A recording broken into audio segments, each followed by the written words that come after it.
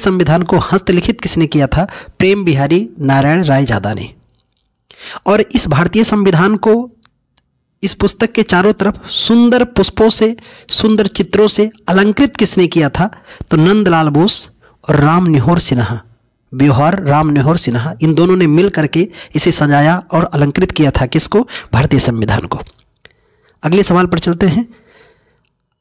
आंध्र राज्य अधिनियम भारत के भाषाई आधार का गठन किया गया था। किसके तहत किया गया था? तो प्रथम के तहत इसका गठन किया गया था। संघवाद भारत संविधान की प्रमुख विशेषताओं में से एक है, जिसके तहत राज्य संघीय सरकार के एजेंट हैं। राज्य क्या है? संघीय सरकार के एजेंट हैं, क्योंकि भारत राज्यों का संघ है। भारत क्या है? राज्यों का संघ है। निम्नलिखित में कौन 1928 में भारत के लिए संविधान का मसौदा तैयार करने वाले कांग्रेस नेताओं में से एक थे? तो उनका नाम था मोतीलाल नेहरू। नेहरू रिपोर्ट लाया गया था। इसी को हम लोग कौन सा रिपोर्ट कहते हैं? नेहरू रिपोर्ट। तो नेहरू रिपोर्ट कब तैयार किया गया था? 1928 में नेहरू रिपोर्ट लाया गया था। और उसके प्रमुख कौन थे? मोतीलाल नेहरू, जो पिता थे किसके? पंडित जवाहरलाल नेहरू के।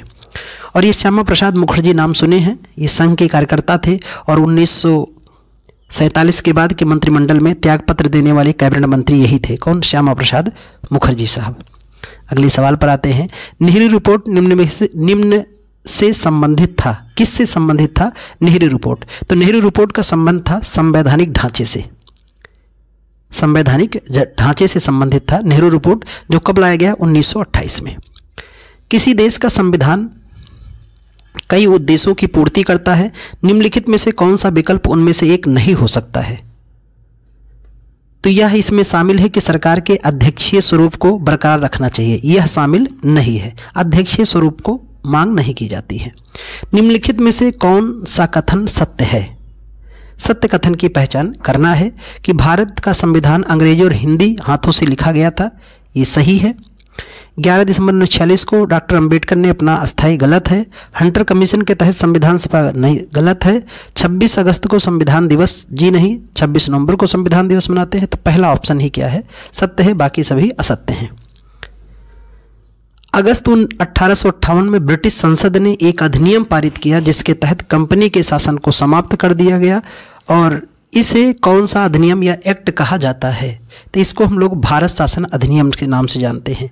इसके पहले चार्टर एक्ट था। इसके पहले क्या था? तो चार्टर एक्ट था, जिसकी शुरुआत 1773 से हुई और कब तक रही? 1853 तक थी। और 1858 में जाकर के इसमें परिवर्तन कर दिया गया। इसका नाम क्या किया गया? भारत सरकार अधिनियम, जो 1858 से शुरू हुआ और कब तक रहा? 1947 तक। कब तक? 1947 तक भारत सरकार अधिनियम। 1950 में भारतीय संविधान द्वारा देश को शासित करने वाले मौलिक दस्तावेज के रूप में किस अधिनियम को प्रतिस्थापित किया गया था? तो भारत शासन अधिनियम 1935। यानी हमारे नए संविधान के लागू होने से पहले तक कौन सा कानून लागू था? 1935 का संविधान ही लागू था। 26 जनवरी 1950 को ही समाप्त हो गया कौन सा अधिनियम? तो भारत शासन अधिनियम 1935 समाप्त हो गया और नया कानून लागू हो गया। 1774 में किस शहर में फोर्ट विलियम शीर्ष न्यायालय के रूप में स्थापित किया गया था? आप जानते हैं, कलकत्ता में। तो ये कलकत्ता का जो सुप्रीम कोर्ट बना था, ये सन 1774 में बना। और किस अधिनियम के तहत बना था? तो 1773 का रेगुलेटिंग एक्ट के तहत बनाया गया था। और इस कलकत्ता सुप्रीम कोर्ट के उस समय के चीफ जस्टिस ऑफ इंडिया कौन थे? Elijah Impey. ब्रिटिश भारत के उस समय जो मुख्य न्यायाधीश थे, एलिजाह इम्पे थे, कलकत्ता सुप्रीम कोर्ट के न्यायाधीश। ये 4 सदस्यीय न्यायाधीश इसमें थे, हाइड, लिमिस्टर, चैम्बर, और मुख्य न्यायाधीश थे एलिजाह इम्पे। किस अधिनियम ने ईस्ट इंडिया कंपनी के सिविल सेवकों की भर्ती के आधार के रूप में खुली प्रतियोगिता व्यवस्था लागू किया था, जिसका अर्थ था भारतीय सिविल सेवा सबके लिए खुल गई है? 1853 का चार्टर एक्ट। पहली बार सिविल सेवा प्रतियोगी परीक्षा इसी अधिनियम के तहत कराई गई थी। किसके तहत? 1853 के चार्टर एक्ट के द्वारा कराई गई थी। ग्रेट ब्रिटेन की संसद का कौन सा कानून भारत में ईस्ट इंडिया कंपनी के शासन की पूरी तरह जांच और मरम्मत करने की ओर लक्षित था? तो वह था रेगुलेटिंग एक्ट 1773। और ये लाया गया वारेन हेस्टिंग्स के काल में। उस समय बंगाल का पहला गवर्नर जनरल था वारेन हेस्टिंग्स। 1773 के अधिनियम के दोषों को दूर करने के लिए ब्रिटिश संसद द्वारा पारित किया गया कौन सा अधिनियम, जो ईस्ट इंडिया कंपनी अधिनियम 1784 के नाम से जानते हैं। इसे हम लोग पिट्स इंडिया एक्ट कहते हैं। क्या कहते हैं? पिट्स इंडिया एक्ट कहते हैं, क्योंकि इससे जिसने प्रस्ताव लाया था उनका नाम ही विलियम पिट्स था, इसलिए उनके नाम पर अधिनियम का नाम रखा गया। भारत सरकार अधिनियम 1919 23 दिसंबर 1919 से लागू हुआ। इस अधिनियम में किस रिपोर्ट की सिफारिश करते हुए सुधारों को शामिल किया गया था? तो इसमें मॉन्टेग्यू चेम्सफोर्ड, इसे हम लोग क्या कहते हैं? मॉन्टेग्यू चेम्सफोर्ड अधिनियम भी कहते हैं। मार्ले मिंटो सुधार अधिनियम कब लाया गया था? 1909 में लाया गया था। कब लाया गया था? 1909 में लाया गया था। और मॉन्टेग्यू चेम्सफोर्ड सुधार अधिनियम 1919 का था। 1833 के चार्टर एक्ट ने डैश के गवर्नर जनरल को भारत का गवर्नर जनरल बना दिया और नागरिक सैन्य शक्तियां उसमें निहित थी। तो बंगाल के गवर्नर को क्या बना दिया? गवर्नर जनरल बना दिया था। मोतीलाल नेहरू की अध्यक्षता में भारतीय संविधान के मसौदे को तैयार करने के लिए किस वर्ष एक समिति का गठन किया गया था? आंसर वही है, आयोग ने बदल दिया थोड़ा। यही नेहरू रिपोर्ट ही था, ये नेहरू रिपोर्ट ही है जो 1928 में लाया गया। पर आयोग का नेचर देख रहे हैं किस तरह से सवाल अलग अलग शिफ्टों में सवाल के स्वरूप को बदला है, पर आंसर वही है। ये समझना होगा मेरे विद्यार्थियों आपको। इसीलिए तो बोला जाता है PIQ द मोस्ट इंपॉर्टेंट। अगर PIQ नहीं शामिल किया तो क्या किया? कुछ नहीं किया आपने, केवल परीक्षा दे रहे हो, बाकी कुछ नहीं। भारत में संविधान सभा के चुनाव हुए थे। तो भारत में संविधान सभा के चुनाव जुलाई 1946 में हुए थे। और भारत में जो संविधान सभा गठन की गई थी, ये 3 सदस्यीय कैबिनेट मिशन के रिपोर्ट के आधार पर गठित किया गया था। और कैबिनेट मिशन भारत कब आया था? 24 मार्च 1946 को कौन मिशन आ गया था? Cabinet mission. और इसी मिशन के रिपोर्ट के आधार पर भारत में संविधान सभा का गठन हुआ था और इसकी स्थापना हुई थी 9 दिसंबर 1946 को। संविधान सभा को अस्थायी संसद के रूप में किस वर्ष परिवर्तित किया गया था? 1950 में। 1950 में ही संविधान सभा को भंग कर करके उसके नाम पर क्या रख दिया गया? संसद। तो संविधान सभा का वर्तमान नाम क्या है? संसद। और संविधान सभा का पुराना नाम क्या था? Imperial legislative council. संविधान सभा का पुराना नाम क्या है? Imperial legislative council. और नया नाम क्या है? भारतीय संसद। संविधान सभा के लगभग 300 सदस्यों ने भारत के संविधान को लिखने के लिए कितने समय तक बैठक की थी? टाइम पीरियड पूछ रहा है। तो आप जानते हैं 2 वर्ष 11 माह 18 दिन का समय लगा। तो अधिकतम हम 3 वर्ष लगाएंगे। कितना वर्ष? 3 वर्ष लगाएंगे। 2 वर्ष 11 माह 18 दिन का समय लगा। लगभग 65 लाख रुपए से अधिक का खर्चा आया था। प्रारूप समिति का इसमें बड़ा योगदान था, जो 7 सदस्यीय समिति थी, प्रारूप समिति। 21 दिसंबर 1947 तक जानकारी के अनुसार भारत संविधान लिखने वाली संविधान सभा में कितने सदस्य थे? 299। अब आपको लगेगा ये कैसे? क्योंकि कैबिनेट मिशन ने जो सिफारिश की थी कि 10 लाख की जनता पर एक संविधान सभा सदस्य चुना जाएगा, तो उस आधार पर कुल 389 सदस्य आए। कितने सदस्य आए? 389 सदस्य हुए। अब 389 सदस्यों में 292 जो थे ब्रिटिश प्रांत के थे, 93 देसी रियासत से थे और 4 मुख्य कमिश्नरी प्रांत से थे। तो टोटल तो 389 था, लेकिन 299 क्यों बचे? तो इसलिए क्योंकि भारत पाकिस्तान का विभाजन हो गया, तो शेष सदस्य कहाँ चले गए? पाकिस्तान में। और इन 299 सदस्यों में से बात अगर हम करें तो जब संविधान सभा एक्सेप्ट किया गया तो बात हुआ कि कितने लोग संविधान को स्वीकार करेंगे। तो 299 में से केवल 284 सदस्यों ने ही हस्ताक्षर किया, बाकी शेष ने हस्ताक्षर भी नहीं किया भारत के संविधान को अपनाने के लिए। 299 में से 284 सदस्य शामिल हस्ताक्षर किए, जिसमें 8 महिलाएं भी शामिल थीं। कितनी? 8 महिलाएं हस्ताक्षर करने में शामिल थीं। वैसे संविधान सभा में कुल 15 महिलाएं थीं।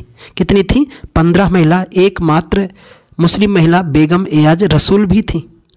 लेकिन हस्ताक्षर करने में कितनी महिलाएं शामिल हुई? 8। और कितने सदस्यों ने संविधान सभा पे हस्ताक्षर किया? 284। और आखिरी 1947 में बचे कितने थे? 299। टोटल संविधान सभा में कितने सदस्य आए थे? 389। यहीं पर ध्यान रखना, अगर पूछा जाए संविधान सभा में कितने सदस्यों को लेकर चुनाव हुआ था? 296। 292 ब्रिटिश प्रांत के और 4 मुख्य कमिश्नरी प्रांत को मिला के 296 का चुनाव हुआ था। और इसमें सबसे बड़ी पार्टी के रूप में कौन आई थी? कांग्रेस। अगले सवाल पर चलते हैं। तो अगला सवाल है, संविधान सभा का मसौदा समिति का अध्यक्ष कौन था? मसौदा या इसी को हम लोग मसौदा समिति को ही हम लोग कहते हैं प्रारूप समिति, जिसके अध्यक्ष थे डॉक्टर भीमराव अंबेडकर साहब को इसका अध्यक्ष बनाया गया था। ये अंबेडकर साहब को छोड़कर 6 सदस्यीय टीम थी। इसी को हम लोग पांडुलेखन या ड्राफ्टिंग कमेटी के नाम से भी जाना जाता है। अब कुछ समितियां यहाँ पर देख सकते हैं। आवास समिति की अध्यक्षता कौन थे? तो बी पट्टाभी सीतारमैया। वित्त और स्टाफ समिति डॉक्टर राजेंद्र प्रसाद। संघीय संविधान समिति के अध्यक्ष पंडित जवाहरलाल नेहरू। मसौदा या प्रारूप समिति के अध्यक्ष डॉक्टर भीमराव अंबेडकर। झंडा समिति के अध्यक्ष डॉक्टर राजेंद्र प्रसाद। प्रांतीय संविधान समिति के अध्यक्ष सरदार वल्लभ भाई पटेल। देशी रियासत समझौता समिति के अध्यक्ष कौन थे? डॉक्टर राजेंद्र प्रसाद। और प्रांतीय समिति के अध्यक्ष कौन थे? सरदार वल्लभ भाई पटेल। अब यहाँ विदेशी स्रोत की बात करें, आगे सवाल पूछा भी गया है। रूस से क्या लिया गया? मौलिक कर्तव्य। आयरलैंड से डीपीएसपी और राष्ट्रपति के निर्वाचन मंडल की व्यवस्था। जर्मनी से आपातकाल और राष्ट्रपति को मौलिक अधिकार संबंधी शक्तियां। अमेरिका से मौलिक अधिकार, न्यायिक पुनरावलोकन, महाभियोग, राष्ट्रपति के निर्वाचन। ये सभी कहाँ से लिए गए? तो अमेरिका से। निर्वाचक में पहली बार मिली थी, निर्वाचक भारत में पहली बार कब मिला? तो 1946 में। कॉन्स्टिट्यूशन कब मिला था? तो संविधान सभा 1946 में मिला। अगला सवाल है कि संविधान सभा के स्थान पर भारतीय संविधान का अध्यक्ष, सच्चिदानंद सिन्हा के स्थान पर भारतीय संविधान सभा का अध्यक्ष कौन बना? तो इनके स्थान पर संविधान सभा का अध्यक्ष कौन बने थे? डॉक्टर राजेंद्र प्रसाद।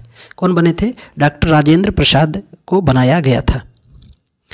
संविधान सभा के पहले अस्थायी अध्यक्ष, ध्यान में रखना यहाँ 2 बात। संविधान सभा के पहले अस्थायी अध्यक्ष कौन थे? डॉक्टर सत्यानंद सिन्हा। 9 दिसंबर 1946 को इन्होंने अध्यक्षता की थी। और संविधान सभा के पहले अध्यक्ष भी कौन थे? डॉक्टर सत्यानंद सिन्हा। 11 दिसंबर 1946 को अध्यक्षता किसने किया? डॉक्टर राजेंद्र प्रसाद। और यही संविधान सभा के दूसरे एवं पहले अस्थायी अध्यक्ष बने कौन? डॉक्टर राजेंद्र प्रसाद, जो आगे चलकर भारत के राष्ट्रपति भी बने। भारतीय संविधान में द्विसदनीय प्रणाली किस देश से ली गई है? तो भारत में द्विसदनीय प्रणाली यूनाइटेड किंगडम, अमेरिका से ही ली गई है। संसदीय शासन प्रणाली भी यहीं से ली गई है। विधि का शासन भी ब्रिटेन से ही है। निम्नलिखित में से किस राष्ट्र के संविधान से प्रेरित होकर भारत ने अपने संविधान में नीति निर्देशक तत्वों को जोड़ा है? आयरलैंड। खूब बार पूछा गया। डीपीएसपी कहाँ से लिया गया है? आयरलैंड से। मूल कर्तव्य कहाँ से लिया गया? रूस से। आपात उपबंध कहाँ से लिया गया? जर्मनी से। मौलिक अधिकार, महाभियोग, ये सभी कुछ कहाँ से लिया गया? तो संयुक्त राज्य अमेरिका से। भारत संविधान में मौलिक अधिकार की अवधारणा किस देश से लिया गया? अभी हम लोगों ने पढ़ा, तो आप कमेंट करके इसका आंसर आप बताइए। अगले सवाल पर आते हैं। भारत में एकल नागरिकता की अवधारणा किस राष्ट्र के संविधान पर आधारित है या अपनाया गया है? तो आप सभी जानते हैं एकल नागरिकता कहाँ से लिया गया है? यूनाइटेड किंगडम से। कहाँ से? यूनाइटेड किंगडम से लिया गया है एकल नागरिकता। भारत संविधान की संसदीय प्रणाली किस राष्ट्र के संविधान पर अपनाई गई है? यूनाइटेड किंगडम पर। भारतीय संविधान में अवशिष्ट शक्तियों का विचार किस देश के संविधान से प्रेरित है? तो आप जानते हो कनाडा से। समवर्ती सूची ऑस्ट्रेलिया से है। 3 सूचियां हमारे संविधान में, संघ सूची, राज्य सूची और समवर्ती। तो संघ पे कानून केंद्र बनाता है, राज्य पे राज्य सरकार, समवर्ती पे संघ और राज्य दोनों बनाते हैं। और ऐसे विषय जो ना तो संघ में हो, ना राज्य में, ना समवर्ती पे, उसी को अवशिष्ट सूची कहते हैं। क्या कहते हैं? अवशिष्ट। और अवशिष्ट कहाँ से लिया गया? कनाडा से। भारतीय संविधान में मूल कर्तव्य किस देश के संविधान से लिया गया? देखो कितना आसान सवाल है, सरल बिल्कुल। यूएसएसआर, जिसे आज हम लोग रूस भी कहते हैं। यूएसएसआर का 1991 में विघटन हो गया, किसके रूप में? रूस के रूप में। पंचवर्षीय योजना भी यहीं से लिया गया, रूस से। भारतीय संविधान में याचिका और द्विसदनीय पद्धति किस देश से संविधान से प्रेरित है? यूनाइटेड किंगडम या ब्रिटेन, जो भी ऑप्शन में हो। भारतीय संविधान में सरकार का संसदीय स्वरूप, देख रहे हो बार बार सवाल ये आ रहा है, इतना आसान और हलवा लल्लन टाप सवाल है। इनको भी अगर गलत करो आप तो फिर सही तो नहीं है। भारत के संविधान में व्यापार की स्वतंत्रता की अवधारणा किस देश के संविधान से अपनाया गया है? ऑस्ट्रेलिया से। कहाँ से लिया गया है? ऑस्ट्रेलिया से। भारत के संविधान के अनुच्छेद 44 के किस भाग में नागरिकों के लिए समान नागरिक संहिता का प्रावधान किया गया है? तो भाग 4 में। भाग 4 में उल्लेख है किसका? डीपीएसपी का। DPSP का directive principle of state policy, directive principle of state policy. मुझे उम्मीद है कि आप पॉलिटी पढ़ रहे होंगे। अगर आप पॉलिटी पढ़े होंगे तो दोस्त कमेंट करके मुझे बताओ DPSP किस समिति के सिफारिश पर लागू किया गया था, मुझे कमेंट करके बताना। बाकी हम लोग जानते हैं अनुच्छेद 36 से लेकर 51 तक जिक्र है किसका, DPSP का। और यह उच्च न्यायालय या उच्चतम न्यायालय द्वारा, या कह सकते हैं कि यह वाद योग्य नहीं है। DPSP क्या है, वाद योग्य नहीं है, यानी इसके आधार पर कोर्ट में नहीं जाया जा सकता है। किसके आधार पर, DPSP के आधार पर। हम लोग जानते हैं भाग 6 में किसका उल्लेख है, राज्य का। और फिर बात करते हैं हम लोग कि भाग 3 में किसका है, नागरिकता का, सिटीजनशिप का उल्लेख है। और भाग 3 में किसका है, फंडामेंटल राइट, मौलिक अधिकार का। किसका उल्लेख है, मौलिक अधिकार का उल्लेख है। अब मैं आपको ये दृश्य और स्वरूप दिखाने वाला हूँ कि भारतीय संविधान का कौन, अगर इंडियन पॉलिटी आप पढ़ रहे हो, क्या क्या पढ़ के चले जाओ कि आज ही मान के चलो 2-3 क्वेश्चन आपके बिल्कुल फिक्स हैं। तो आइए मैं बताने की शुरुआत करता हूँ व्याख्या के साथ। तो पहले मैं आपको यही बताना चाहता हूँ कि संविधान के बारे में, भारतीय संविधान के बारे में, इंडियन कॉन्स्टिट्यूशन के बारे में अगर हम बात करें तो भारतीय संविधान जो है मेरे मित्र, भारतीय संविधान वो कैसे बना है, तो भारतीय संविधान भागों से मिलकर बना है, जिन्हें हम लोग पार्ट कहते हैं। ये हिंदी में भाग कहेंगे और इंग्लिश में पार्ट्स कहेंगे। भागों से मिलकर बना है। भाग किससे मिलकर बना है, अनुच्छेदों से मिलकर बना है। किससे, अनुच्छेदों से मिलकर बना है। क्या, भाग। और जहाँ भाग और अनुच्छेद क्या हो जाते हैं, समाप्त हो जाते हैं, भाग और अनुच्छेद क्या हो जाएं, समाप्त हो जाएं, वहीं से क्या शुरू हो जाती है, अनुसूचियां। क्या शुरू हो जाती हैं, अनुसूचियां। तो आप बता सकते हो भारतीय संविधान मूल रूप में कितने भागों में बटा है, 22 भागों में। तो भारतीय संविधान में मूल कितने भाग हैं, 22। वर्तमान में कितने हैं, 25। ऐसे भारतीय संविधान, अब ये भाग जो हैं, ये 22 भाग कितने मूल अनुच्छेदों में हैं, 395 मूल अनुच्छेदों में हैं। 395 मूल अनुच्छेदों में है। वर्तमान में लगभग 470 से अधिक अनुच्छेद हो चुके हैं। कितने, 470 से अधिक। अब मैंने कहा भारतीय संविधान कितने मूल भागों में बटा है, 22 मूल भागों में बटा है। वर्तमान में दोस्त कितने हो गए हैं, 25।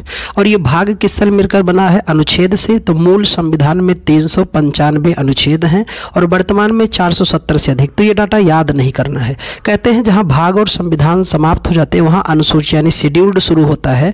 हमारे भारतीय संविधान की मूल अनुसूची कितना है, 8 थी और अभी वर्तमान में बढ़कर कितनी हो गई है, 12 है। ठीक है, ये चीज़ ध्यान में रखना है। ये 3 पढ़ के चले जाओ, 2 सवाल आपको मिलना है। एक तो पार्ट, भाग के 22 भाग, अनुसूचियां और विदेशी स्रोत, ये 3 जरूर पढ़ के जाना। कुछ महत्वपूर्ण आर्टिकल में अभी 22 भाग हैं, आप बिल्कुल सावधान हो जाइए। मैं आज ही बता रहा हूँ 22 भाग नहीं पढ़ने हैं, कि जो बता रहा हूँ वही पढ़ के जाओ, वही सवाल आएगा।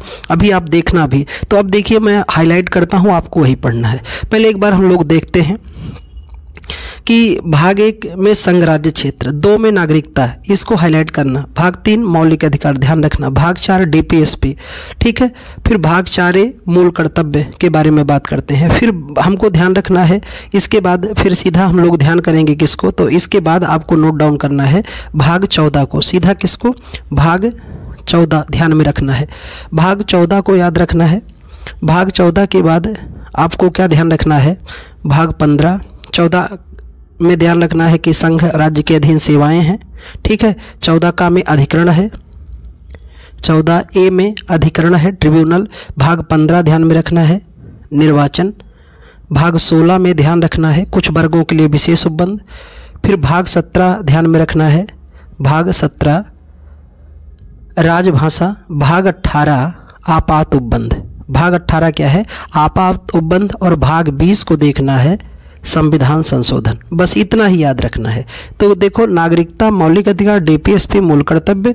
फिर भाग 14 संघ राज्य के अधीन सेवाएं, 14 का अधिकरण, 15 निर्वाचन, 16 कुछ वर्गों के लिए विशेष उपबंध, 17 जो है राजभाषा, 18 आपात उपबंध, 20 संविधान संशोधन। इतना आप रट के चले जाओ, बिल्कुल फिक्स एक सवाल यहीं से आएगा दोस्त। पूरा 22 पार्ट आपको नहीं पढ़ने हैं, तो ये बिल्कुल आपको ध्यान में रखना है कि रेयर केस में कभी 11-12 भी पूछता है, बहुत रेयर केस में। आते हैं अगले सवाल पर कि भारतीय संविधान की किस अनुसूची में हिंदी भाषा शामिल की गई है। अभी मैंने कहा मूल कितनी अनुसूचियाँ हैं, तो मूल हैं 8, वर्तमान में कितनी हो गई, 12, तो हमारे संविधान की 8वीं अनुसूची में कितनी भाषाओं का उल्लेख है? 22 भाषाओं का उल्लेख है, जिसमें हिंदी भी एक भाषा इसमें शामिल है। अच्छा, इस 22 भाषा में कौन कौन नहीं शामिल है? तो याद रखना, एक राजस्थानी नहीं शामिल है, दूसरी अंग्रेजी भी हमारी 22 भाषाओं में नहीं शामिल की गई है। तो 2 को ध्यान में रखना, ये 22 भाषा में शामिल नहीं है। अगले पे बात करते हैं, अगले सवाल पर, कि संविधान के 52वां संविधान अधिनियम 1985 द्वारा जोड़ी गई भारतीय संविधान की किस अनुसूची के आधार पर दल बदल आधार पर किसी व्यक्ति की संसद के किसी भी सदन या राज्य की विधानसभा या विधान परिषद के सदस्य होने के योग्य? तो 10वीं अनुसूची किससे संबंधित है? दल बदल। अभी मैं आपको अनुसूची पे बताने वाला हूँ कि 12 वर्तमान की 12 अनुसूचियों को 12 के 12 नहीं पढ़ने हैं, बस मुश्किल से 5 या 6 आपको पढ़ने हैं, काम हो जाएंगे बिल्कुल। आते हैं अगले सवाल पर। अब मैं आपको कुछ अनुसूचियों के पहले विशेष बता दूं, जो विशेष बड़ा महत्व का भी है, कि पहली संविधान में अनुसूची का उल्लेख पहली बार 1935 में भारत शासन अधिनियम के तहत किया गया था। शुरुआत में संविधान में 8 अनुसूचियाँ थीं, लेकिन 9वीं अनुसूची जोड़ा गया। पहला संविधान संशोधन अधिनियम 1951 से जोड़ी गई 9वीं अनुसूची। 10वीं अनुसूची जोड़ी गई 52वां संविधान संशोधन अधिनियम 1985 से, जिसे दल बदल कानून कहते हैं। 11वीं अनुसूची 73वां संविधान संशोधन अधिनियम 1992 से जोड़ी गई, जिसे हम लोग पंचायत भी कहते हैं। क्या कहते हैं? पंचायत।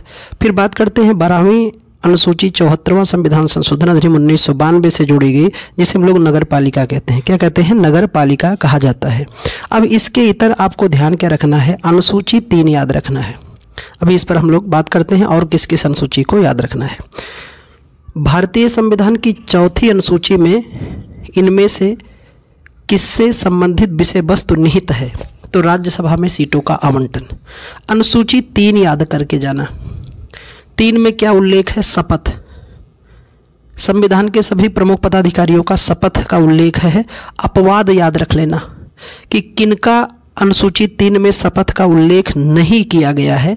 तो एक तो राष्ट्रपति, दूसरे हैं उपराष्ट्रपति, तीसरे हैं राज्यपाल, governor, president, vice president, governor. इनका उल्लेख अनुसूची 3 में यानी शपथ में नहीं है। 4 में राज्यसभा सीटों का आवंटन है। अनुसूची 7 ध्यान में रखना, क्योंकि इसमें क्या है? विधायी विषयों का बंटवारा 3 सूचियों में, संघ सूची, राज्य सूची, समवर्ती सूची। संघ सूची, राज्य सूची और समवर्ती सूची। अनुसूची 8 याद रखना, जिसमें भाषा का उल्लेख है। मूल हमारे संविधान में 14 भाषाएं, वर्तमान में 22 हैं। अनुसूची 10 दल बदल से संबंधित है। अभी 11 आपने देखा पंचायत से संबंधित है, 12 नगर पालिका। इतना याद कर लोगे, आपका एक सवाल पक्का कोई काट नहीं पाएगा। अभी यही बात हम लोगों ने किया कि 9वीं अनुसूची 1991 में जोड़ा गया, भूमि सुधार से संबंधित है। 10वीं 1985 में 52वां संविधान संशोधन द्वारा 2 दल बदल से संबंधित है। 11वीं 73वां संविधान पंचायत से। 12वीं जो है ये 74वां संविधान संशोधन से जोड़ा गया, जिसमें नगर निकाय या नगर पालिका का उल्लेख है। देखो यहाँ पर बात भी किया गया है, भारतीय संविधान में मूल 395 अनुच्छेद, 22 भाग हैं। अभी 12 अनुसूचियाँ हैं, पर मूल रूप से कितनी थी? 8। मित्र यहाँ सुनो ध्यान से, कई बार एक सवाल आता है कि प्रारूप समिति के गठन के समय भारतीय संविधान में कितनी मूल अनुसूचियाँ थी? तब भी 8 ही लगाना। मूल कहे या प्रारूप समिति के सिफारिश की बात करें, दोनों पे 8 ही। में से कौन सी भाषा संविधान की 8वीं अनुसूची में सम्मिलित नहीं है? फारसी नहीं सम्मिलित है।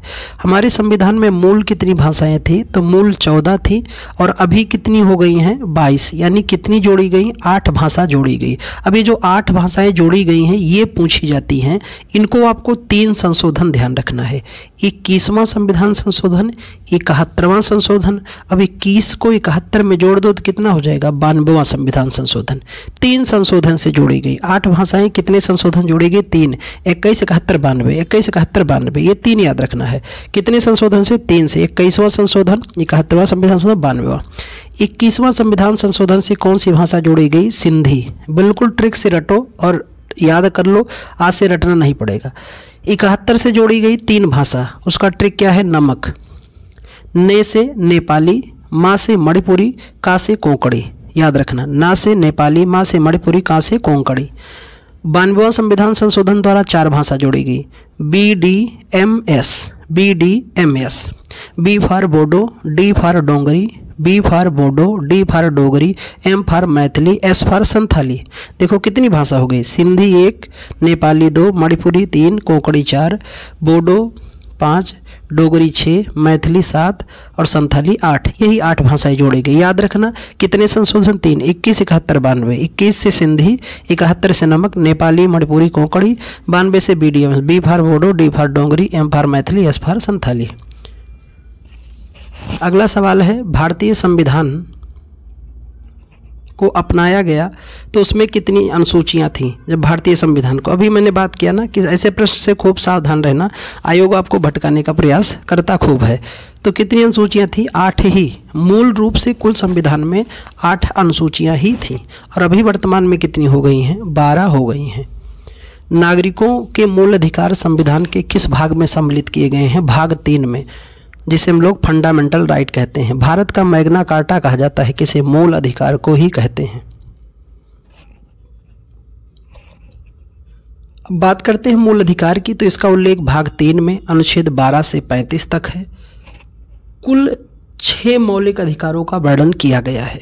कितने का, 6 का। पहले कितने थे, तो मूल अधिकार में मूल रूप से 7 अधिकार थे। कितने, 7 थे, पर वर्तमान में कितने रह गए, 6। एक हटा दिया गया, कौन सा, संपत्ति का अधिकार, जिसे 44वां संविधान संशोधन अधिनियम 1978 के द्वारा निरसित करके अनुच्छेद 300 खंड ए में जोड़ दिया गया है। अब संपत्ति का अधिकार हमारा कैसा है, मौलिक अधिकार ना होकर कैसा अधिकार, एक वैधानिक अधिकार है। तो 6 अधिकारों की बात करें, समता का अधिकार अनुच्छेद 14 से 18 तक, स्वतंत्रता का अधिकार 19 से 22 तक, शोषण के विरुद्ध 23 से 24 तक, धार्मिक स्वतंत्रता 25 से 28 तक, संस्कृति और शिक्षा संबंधी अधिकार 29 से 30, संवैधानिक उपचारों का अधिकार अनुच्छेद 32। इसी संवैधानिक उपचारों के अधिकार को डॉक्टर भीमराव अंबेडकर संविधान की आत्मा कहते हैं। क्या कहते हैं, संविधान की आत्मा अंबेडकर साहब ने किसे कहा है, संवैधानिक उपचारों के अधिकार या अनुच्छेद 32 को कहा है। अगला सवाल है, निम्नलिखित में से भारतीय संविधान के किस भाग में चुनावों पर अनुच्छेद है। संविधान के किस भाग में चुनावों पर अनुच्छेद है, तो इसका उल्लेख मिलता है किसमें, भाग 15 में, यानी जिसे चुनावों पर यानी निर्वाचन का। तो भाग किस भाग में, भाग 15 में निर्वाचन का उल्लेख है, भाग 5 में संघ का है, ठीक है। भाग 20 में अभी हम लोगों ने बात किया किसका है, संविधान संशोधन का है। किसका है, संविधान संशोधन का। भारतीय संविधान की 8वीं अनुसूची में कितनी भाषाएं, अभी हम लोगों ने पढ़ा 5, देखो 22 भाषाएं, बार बार रिपीट कर रहा है सवाल। तो मूल 14 थी, वर्तमान में कितनी हो गई, 22। भारतीय संविधान की 8वीं अनुसूची में कितनी भाषाएं शामिल हैं, वही सवाल फिर रिपीट कर रहा है, तो इसको ध्यान में रखना। भारतीय संविधान में निम्नलिखित में से कौन सा स्वरूप गैर न्याय संगत है, गैर न्याय संगत है, तो इसका सही आंसर हो जाएगा समान न्याय और कानून निःशुल्क कानूनी संहिता। ये गैर न्याय संगत है ये स्वरूप, ठीक है। यानी इसका उल्लेख अनुच्छेद 39 खंड ए में किया गया है, जो डीपीएसपी का हिस्सा है। अगले सवाल पर आते हैं, भारतीय संविधान के निम्नलिखित किस अनुच्छेद में 6 वर्ष से कम आयु के बच्चों के लिए प्रारंभिक बाल्यावस्था देखरेख शिक्षा का अधिकार का उपबंध किया गया है। तो ये उपबंध किया गया अनुच्छेद 45 में, डीपीएसपी का हिस्सा है। किसका है, डीपीएसपी का। इसी को आंगनबाड़ी शिक्षा भी कहते हैं, वहाँ पर देखरेख होता है। भारतीय संविधान के किस अनुच्छेद में है कि राष्ट्रपति एंग्लो इंडियन के समुदाय सदस्यों को लोकसभा में नाम निर्देशित करते हैं यदि समुदाय का प्रतिनिधित्व पर्याप्त ना हो, तो अनुच्छेद 331 के तहत। पर यहाँ ध्यान रखना 104वां संविधान संशोधन के द्वारा, 104वां कॉन्स्टिट्यूशन अमेंडमेंट के द्वारा एंग्लो इंडियन के मनोनीत को अब क्या किया गया है, निरसित कर दिया गया है, बाहर कर दिया गया है। किस संशोधन द्वारा, 104वां। और हम जानते हैं लोकसभा में कितने मनोनीत होते थे, 2 एंग्लो इंडियन लोकसभा में नियुक्त किए जाते थे। किसके द्वारा, राष्ट्रपति के द्वारा, और 1 विधानसभा में मनोनीत किए जाते थे राज्यपाल के द्वारा। भारतीय संविधान के किस अनुच्छेद के अंतर्गत किसी राज्य के राज्यपाल को राष्ट्रपति द्वारा अपने हस्ताक्षर और मोहर अधिपत्र द्वारा नियुक्त किया जाता है? तो यह नियुक्त किया जाता है किसको, राज्यपाल को। अनुच्छेद 155 में उल्लेख है। किस में है? 155 में उल्लेख है राज्यपाल की नियुक्ति का, इसे याद रखना, ठीक है। अक्सर लोग 153 लगाते हैं। 153 में है कि प्रत्येक राज्य का एक राज्यपाल होगा। 154 में है राज्य की कार्यपालिका का प्रधान होगा। 56 में उसके कार्यकाल का जिक्र किया गया है।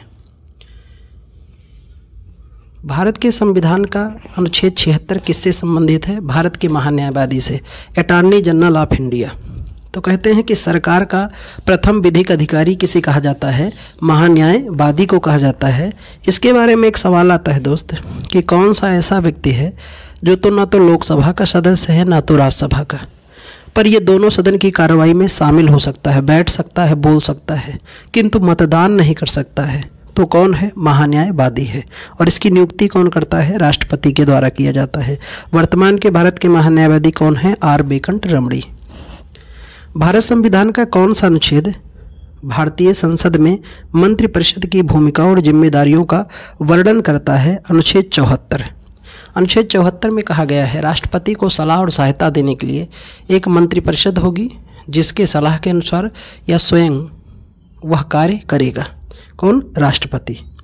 और इसी के सब क्लाज में और भी व्याख्याएं की गई हैं। भारतीय संविधान का कौन सा अनुच्छेद सहकारी समितियों के संबंध में के संवर्धन से संबंधित है? अनुच्छेद 43B। ये DPSP का हिस्सा है। 43B में भारत के संविधान का कौन सा अनुच्छेद यह बताता है कि राज्य भारत के पूरे क्षेत्र में नागरिकों के लिए समान नागरिक संहिता सुनिश्चित करता है? अभी ये सवाल फिर आया था, आरंभ में पहला सवाल यही था, अनुच्छेद 44। देखो ये अलग अलग शिफ्ट में एक ही सवाल को आयोग कितनी बार पूछ सकता है। भारतीय संविधान का अनुच्छेद 368 किससे संबंधित है? तो यह संबंधित है संवैधानिक संशोधन। इसका उल्लेख भाग 20 में है। किसमें? भाग 20 अनुच्छेद 368 में जिक्र किया गया है। किसका? संवैधानिक संशोधन का। अब बात करें कि संविधान संशोधन कितने प्रकार से होते हैं? 3 प्रकार से।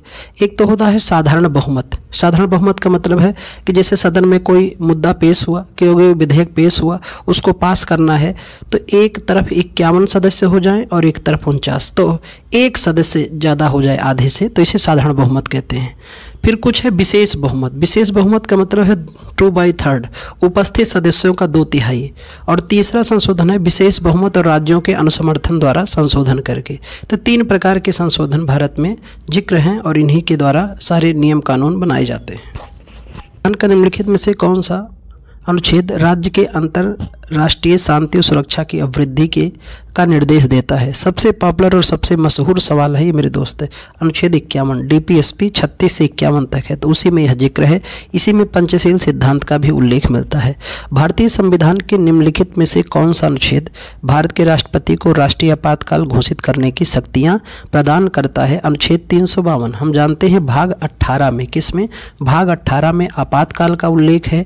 ये जर्मनी के संविधान से लिया गया है। और ये अनुच्छेद 352 से लेकर 360 तक किसका उल्लेख है? आपातकाल का।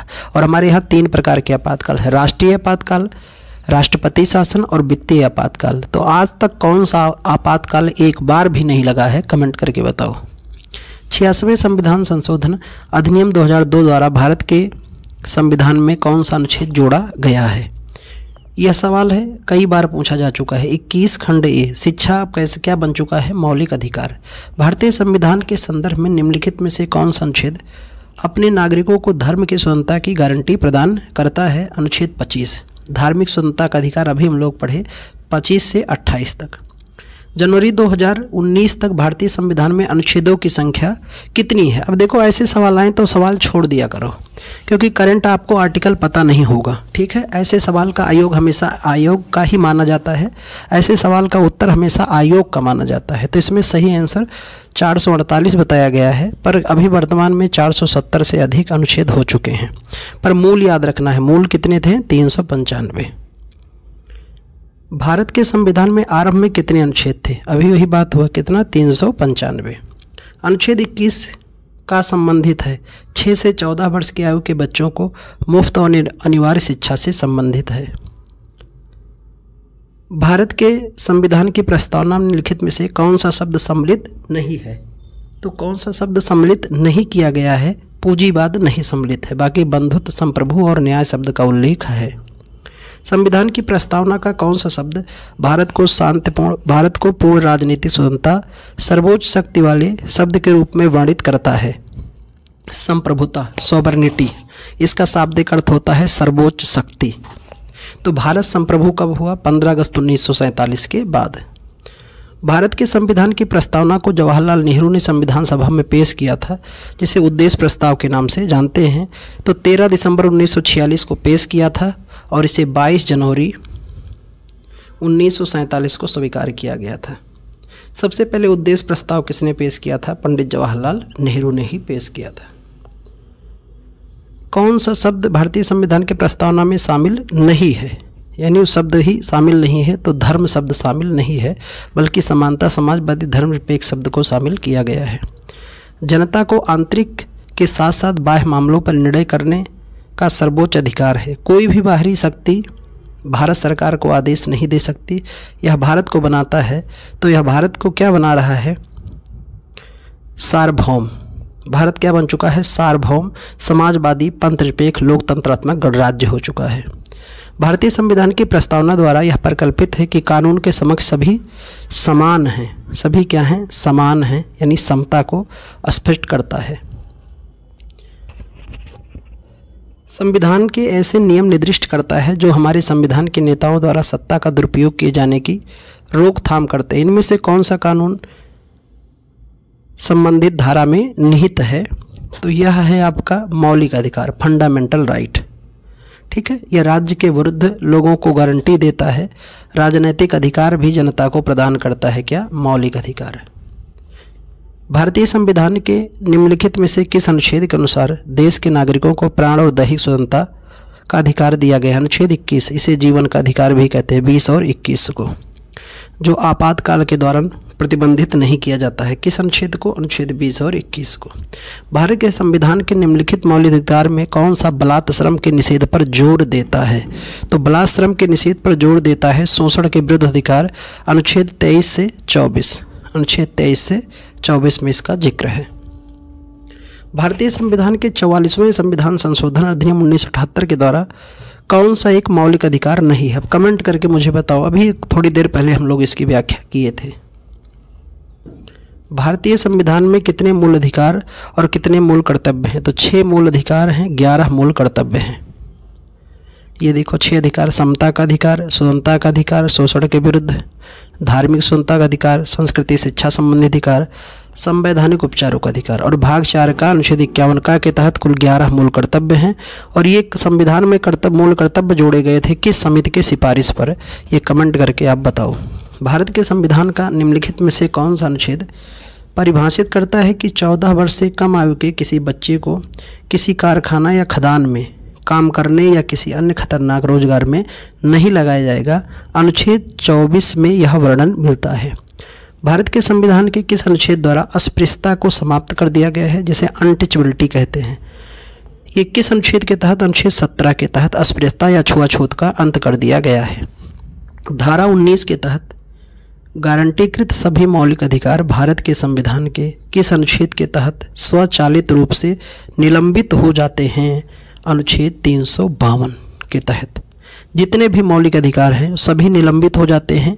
कब? जब राष्ट्रीय आपातकाल लागू हो। लेकिन अगर राष्ट्रपति चाहे तो अनुच्छेद 19 के अलावा और भी मौलिक अधिकारों को अगर निलंबित करना चाहे तो अनुच्छेद 359 के तहत वो अन्य मौलिक अधिकारों पर भी निर्बंधन लगा सकता है। अनुच्छेद 20 और 21 अपवाद हैं। भारतीय संविधान के किस अनुभाग को भारतीय संविधान की आत्मा के रूप में जानते हैं? मौलिक अधिकार को। किसको? मौलिक अधिकार को कहते हैं।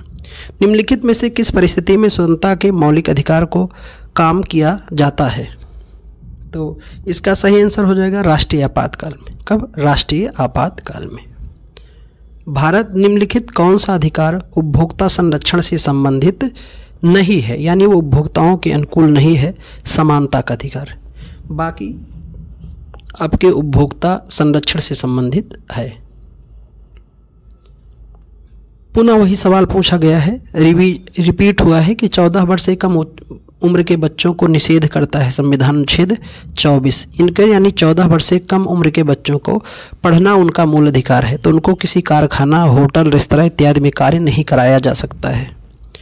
एक भिन्न भाषा या संस्कृति वाले नागरिक को किसी भी वर्ग का अधिकार है उसे, तो उसे अधिकार होता है सुरक्षित रखने का। किसका? सुरक्षित रखने का। स्वतंत्र भारत के अधिकार की गारंटी किस अनुच्छेद में दी गई है? तो यह दिया गया है अनुच्छेद 19 में। 6 प्रकार की स्वतंत्रता दी गई है। किसमें? अनुच्छेद 19 में। तो 6 प्रकार की स्वतंत्रताएं हैं। हमको क्या क्या? बोलने, विचार, हम बोल सकते हैं, बोलने की, विचार करने की, ठीक है, वाक अभिव्यक्ति की, विचार करने की, फिर सभा करने की, भ्रमण करने की, वृत्ति या व्यापार करने की, कहीं आने जाने की, निवास करने की, ये सभी स्वतंत्रताएं प्रदान की गई हैं, पर उसमें से संपत्ति को, स्वतंत्रता को हटा दिया गया है। आखिरी सवाल आज का है कि भारतीय संविधान में धार्मिक स्वतंत्रता के अधिकार का उद्देश्य ही क्या है? तो उद्देश्य है धर्मनिरपेक्ष के सिद्धांत को बनाया रखना। देखो, भारतीय संविधान के किस अनुच्छेद में मौलिक कर्तव्यों का प्रावधान दिए गए हैं? तो अनुच्छेद 51A में। आप जानते हैं कि मौलिक कर्तव्य के बारे में कि यह किस समिति की सिफारिश पर? स्वर्ण सिंह समिति की सिफारिश पर। किसकी सिफारिश पर? स्वर्ण सिंह समिति की सिफारिश पर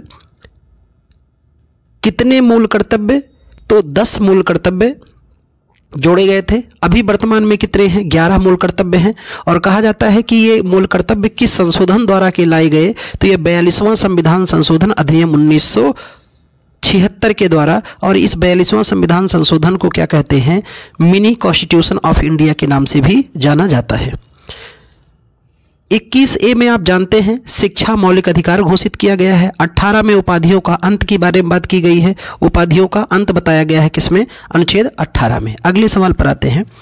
भारतीय संविधान का अनुच्छेद कौन केंद्र शासित प्रदेशों के प्रशासन से संबंधित है? तो वह है अनुच्छेद 239। 239 से 42 तक ये केंद्र शासित के प्रदेशों के प्रशासन से संबंधित है। भारतीय संविधान के अनुच्छेद 123 के तहत अध्यादेश की घोषणा करने की शक्ति निम्नलिखित में से किसके पास होती है? भारत के राष्ट्रपति के पास। किसके पास? भारत के राष्ट्रपति। आइए बात करते हैं अध्यादेश या ऑर्डिनेंस क्या होता है। मैं पहले बताता हूं अध्यादेश कहते किसे हैं, ठीक है, और कब जारी होता है। सारी बातें बस बने रहिए, सुनते रहिए। अगर आपको लगेगा तो नोट भी कर लेना कहीं पर। अध्यादेश ये कहाँ से लिया गया है? अमेरिका के संविधान से। कहाँ से? अमेरिका के संविधान से। अब सवाल ये है कि अध्यादेश के बारे में कहीं कहीं 1935 का अधिनियम भी मिलेगा, तो टेंशन नहीं आना। 1935 का अधिनियम या अमेरिका जो भी मिल जाए वो लगाना। तो अध्यादेश को केंद्र में कौन जारी करेगा? तो केंद्र में राष्ट्रपति जारी करेगा 123 के तहत, राज्य में राज्यपाल जारी करेगा 213 के तहत। अध्यादेश एक अर्धन्यायिक प्रक्रिया है। कैसी है? एक अर्धन्यायिक है। कहा जाता है कि अध्यादेश कब जारी होगा? जब संसद का सत्र ना चल रहा हो। संसद का सत्र संसद सत्र में ना हो। जब संसद सत्र में ना हो तब राष्ट्रपति क्या जारी कर सकता है? किसी कानून को बनाने के लिए अध्यादेश जारी कर सकता है। अब बात करें सत्र, इसको कहते हैं बैठक। सत्र माने बैठक। तो हमारी संसद के कुल कितने सत्र हैं? 3। बजट सत्र। अब मैं आज आपको सिखा दूंगा कि अध्यादेश किस महीने में जारी होगा और कब कब जारी होगा, बिल्कुल आप एकदम समझ जाएंगे। तो देखो अध्यादेश कब जारी होगा? जब संसद सत्र में ना हो। सत्र कितने हैं? 3। बजट सत्र, मानसून सत्र और फिर कौन सा सत्र है? शीतकालीन सत्र। ये 3 सत्र हैं। अब बात किया जाए मेरे दोस्त कि सबसे बड़ा सत्र जो है वो है आपका बजट सत्र। बजट सत्र कब से कब तक चलता है? फरवरी से लेकर के मई तक। फरवरी से मई तक बजट सत्र। जुलाई से लेकर के सितंबर तक आपका रहता है मानसून सत्र। नवंबर से लेकर के दिसंबर तक आपका होता है शीतकालीन सत्र। तो हम कह सकते हैं सबसे बड़ा सत्र कौन है? बजट सत्र। और सबसे छोटा सत्र कौन है? शीतकालीन। अब देखिए, क्या संसद जनवरी में संसद का सत्र है? नहीं होगा। कि है? देखिए, क्योंकि बजट फरवरी से मई तक है। क्या जून में संसद सत्र में है? नहीं है। क्या अक्टूबर में संसद सत्र में है? नहीं है। यानी जब भी अध्यादेश जारी होगा तो किन किन महीनों में? जनवरी, जून और अक्टूबर में ही अध्यादेश जारी होगा। और एक बार अगर अध्यादेश जारी हो गया तो इस अध्यादेश की, एक बार जो अध्यादेश जारी होता है, इसकी अवधि कितनी होती है, इसका टाइम कितना होता है? तो संसद के 2 बैठकों के बीच अधिकतम 6 माह का अंतराल होता है। कितना? 6 माह का। और जब अध्यादेश जारी होगा तो नई संसद के गठन के या नई संसद के पहली बैठक के 6 सप्ताह के भीतर, कितने सप्ताह के भीतर? 6 सप्ताह के भीतर अनुमोदन लेना होगा। अगर अनुमोदन यानी स्वीकृति मिल जाएगी तो वह अध्यादेश कानून हो जाएगा। अगर स्वीकृति नहीं मिलेगी तो अध्यादेश समाप्त हो जाएगा। फिर भी एक बार जारी अध्यादेश की अवधि कितनी हो गई? 6 माह, 6 सप्ताह, अर्थात हम कह सकते हैं 7.5 माह। कितने माह? 7.5 माह हो सकती है। अगले सवाल पर चलते हैं। अगला सवाल है, भारतीय संविधान का अनुच्छेद 72 निम्न में से किससे संबंधित है? राष्ट्रपति के क्षमादान शक्ति से। तो अगर किसी व्यक्ति को डिस्ट्रिक्ट कोर्ट ने सजाए मौत दे दी तो वो व्यक्ति अपील करता है कहाँ? हाई कोर्ट में। अगर हाई कोर्ट ने भी उसकी मौत की सजा को बरकरार कर दिया तो कहाँ अपील करेगा? सुप्रीम कोर्ट में। कहते हैं सुप्रीम कोर्ट ने भी अगर सजा उसकी बरकरार रखा, सजाए मौत की, तो वो व्यक्ति आवेदन कर सकता है कहाँ पर? उसके करीबी व्यक्ति राष्ट्रपति के पास। राष्ट्रपति अगर उसके पत्र पर विचार कर ले तो उसकी सजा क्या हो जाएगी? माफ हो जाएगी। राष्ट्रपति क्षमादान किस प्रकार कर सकता है? तो अनुच्छेद 72 में कहा गया है राष्ट्रपति किसी भी व्यक्ति को क्षमा कर सकता है, विराम कर सकता है, क्षमा कर सकता है, विराम कर सकता है, परिहार कर सकता है, लघुकरण कर सकता है, लघुकरण कर सकता है और प्रविलंबन कर सकता है। क्या कर सकता है? प्रविलंबन। ये शब्दावलियां ध्यान में रखना। इतने स्वरूप राष्ट्रपति को दिए गए हैं कि राष्ट्रपति किसी भी व्यक्ति को क्षमा, विराम, परिहार, लघुकरण, मैं इसकी आगे व्याख्या करूंगा, आपको बताऊंगा क्लास में। अभी इतना ही समझ लो कि क्या ऐसी दशा है कि कोर्ट के अलावा राष्ट्रपति के पास क्षमादान की शक्तियां क्यों दी गई? क्योंकि आप जानते हैं हमारा कानून अंधा है। स्वाभाविक है, पट्टी हटाने से क्या कानून की आंखें खुलने से क्या कानून देखने लगा कि नहीं, ये तो आने वाला वक्त ही बताएगा। बहरहाल ठीक है, अभी भी यह मान्य है कि कानून देखता नहीं है। कई बार क्या होता है कि मर्डर कोई और व्यक्ति करता है और उसमें किसी और व्यक्ति को इन्वॉल्व करा दिया जाता है और उसके खिलाफ झूठी कार्रवाई, झूठी गवाही, सारी चीजें हो जाती हैं और वो फांसी के तख्ते तक चला जाता है। तो हमारी न्यायपालिका कहती है कि एक बेगुनाहगार व्यक्ति को अनायास फांसी की सजा न मिले, इसलिए अगर उसने याचना किया है राष्ट्रपति से तो मान लो हो सकता है डिस्ट्रिक्ट कोर्ट से गलती हो जाए, साक्ष्य के अभाव में हाई कोर्ट से गलती हो जाए, सुप्रीम कोर्ट से, तो एक बार राष्ट्रपति के पास अवसर होता है। कई ऐसे केसेस हुए हैं कि राष्ट्रपति महोदय ने बिल्कुल माफ किया है और बाद में पता भी चला कि व्यक्ति निर्दोष था। तो कई बार कोर्ट स्वयं बचना चाहता है, लेकिन क्या करे, उसके भी हाथ कानून से बंधे हुए हैं। इसलिए कोर्ट के अलावा एकमात्र व्यक्ति है जिन्हें क्षमादान की शक्तियां मिली हैं, राष्ट्रपति। किसी भी प्रकार के मृत्युदंड सजा को क्षमा कर सकता है या किसी कोर्ट मार्शल सजा को भी क्षमा कर सकता है। कौन? राष्ट्रपति। अगले सवाल पर आते हैं। भारतीय संविधान के किस भाग में राष्ट्रपति के चुनाव से संबंधित नियमों का वर्णन किया गया है? तो वह भाग 5 में। किस में वर्णन किया गया है? भाग 5 में इसका वर्णन किया गया है, जिसमें संघ की बातें व्याख्यायित हैं। किस विशेष निर्णय या कानून को रोकने के लिए किसी व्यक्ति या पार्टी या राष्ट्र के अधिकार को क्या कहा जाता है? तो उसे हम लोग वीटो कहते हैं। अब मैं वीटो के बारे में बताता हूं। राष्ट्रपति को वीटो जो है लैटिन वर्ड है। वीटो कैसा वर्ड है? लैटिन वर्ड है। वीटो का अर्थ होता है निषेध या मना करना। वैसे कुल वीटो 4 प्रकार के होते हैं, पर भारत में राष्ट्रपति को निषेध के 3 पावर दिए गए हैं। एक हम लोग कहते हैं संपूर्ण निषेधाधिकार या संपूर्ण वीटो, दूसरा है निलंबनकारी वीटो, निलंबनकारी वीटो, और तीसरा जो आपका है वह है जेबी या पॉकेट वीटो। जेबी या पॉकेट वीटो। ये 3 प्रकार के वीटो। संपूर्ण वीटो का मतलब है जब संसद के दोनों सदन बोले तो लोकसभा और राज्यसभा, संसद के 2 सदन हैं, लोकसभा और राज्यसभा। संसद के अंग 3 हैं, लोकसभा, राज्यसभा और राष्ट्रपति। तो जब संसद के दोनों सदनों के द्वारा किसी विधेयक को राष्ट्रपति के पास भेजा जाए और राष्ट्रपति उस पर हस्ताक्षर करने से मना कर दे तो उसे कहते हैं संपूर्ण वीटो या आत्यांतिक वीटो कहते हैं। तो इससे क्या होता है, कुछ समय के लिए कानून बनना रुक जाता है। निलंबनकारी, जब राष्ट्रपति के पास दोनों सदन से विधेयक आए और राष्ट्रपति उस विधेयक पर पहली बार हूबहू वापस कर दे, दस्तखत न करे, दोबारा फिर अगर वही विधेयक आ जाए तो हस्ताक्षर कर दे, इसे कहते हैं निलंबनकारी। यानी कुछ समय के लिए वह विधेयक कानून बनने के लिए रुक जाएगा। पॉकेट या जेबी वीटो का मतलब क्या है कि जब संसद के दोनों सदन विधेयक को पास कर दें, राष्ट्रपति के पास आए तो राष्ट्रपति उस पर ना तो दस्तखत करे ना तो मना करे, बल्कि अपनी जेब में रख ले। इसी को कहते हैं पॉकेट या जेबी वीटो, क्योंकि हमारे संविधान में यह कहीं उल्लेखित नहीं है कि राष्ट्रपति किसी विधेयक को कितने समय तक रख सकता है, टाइम का कोई उल्लेख नहीं है। लेकिन अगर राष्ट्रपति किसी विधेयक को 6 माह तक रोक लेता है तो विधेयक क्या हो जाता है, समाप्त हो जाता है। और मैं यहाँ एक एग्जाम्पल बताऊंगा। जेबी या पॉकेट वीटो का प्रयोग खूब पूछा जाता है कि किस राष्ट्रपति ने किया था, तो इसका प्रयोग किया था ज्ञानी जैल सिंह ने। किसने किया था? ज्ञानी जैल सिंह ने इसका किया था। डाक संशोधन विधेयक के संदर्भ में ज्ञानी जैल सिंह ने किया था 1986 के लगभग में। उस समय राजीव गांधी सरकार थे। भारत के सबसे कम उम्र के प्रधानमंत्री कौन है? राजीव गांधी। अगले सवाल पर आते हैं। भारत के राज्यों के राज्यपाल की नियुक्ति करने का अधिकार किसके पास है? राष्ट्रपति के पास। अनुच्छेद 155 में इसका वर्णन मिलता है। किसमें? राज्यपाल की नियुक्ति का उल्लेख अनुच्छेद 155 में किसके द्वारा किया जाता है? तो राष्ट्रपति के द्वारा किया जाता है। अगला सवाल है, भारत में वित्त आयोग का गठन संविधान के अनुच्छेद 280 के तहत किया जाता है, तो इसका भी कौन करता है? राष्ट्रपति। राष्ट्रपति करता है वित्त आयोग का। हर 5 वर्ष पर वित्त आयोग का गठन करता है, जिसका मुख्य कार्य होता है केंद्र और राज्य के मध्य राजस्व का आपसी और संतुलित विभाजन। स्वतंत्रता के बाद भारत के पहले उप प्रधानमंत्री कौन थे? सरदार वल्लभ भाई पटेल।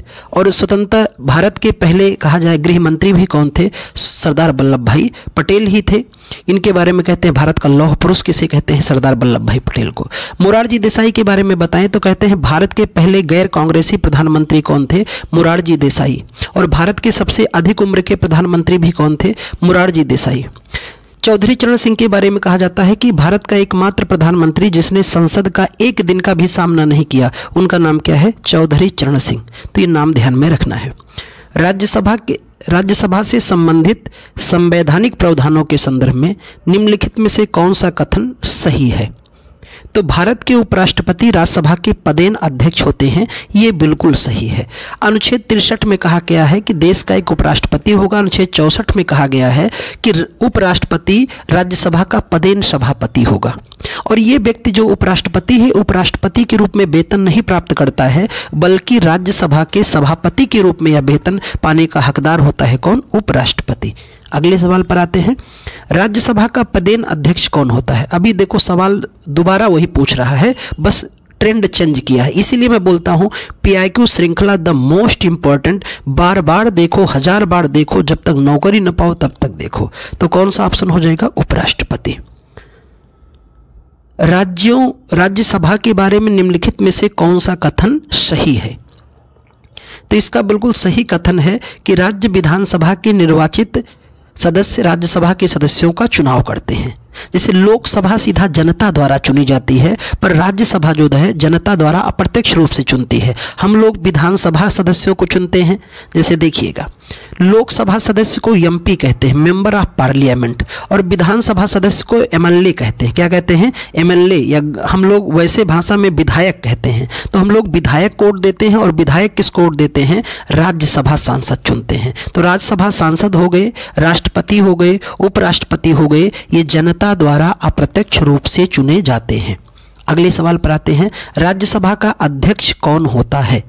फिर वही सवाल देख रहे हो, अलग अलग शिफ्ट में आयोग किस तरह से पूछा है। एक ही प्रश्न 3 बार पूछ रहा है, एक ही उत्तर है, प्रश्न बदला है, आंसर एक ही है। निम्नलिखित में से कौन तय करता है कि कोई विधेयक धन विधेयक है कि नहीं? लोकसभा अध्यक्ष। कौन तय करता है? लोकसभा अध्यक्ष। धन विधेयक की जिक्र किया गया है अनुच्छेद 109 में और धन विधेयक की परिभाषा की गई है 110 में और धन विधेयक राष्ट्रपति की पूर्व अनुमति से पेश किया जाता है।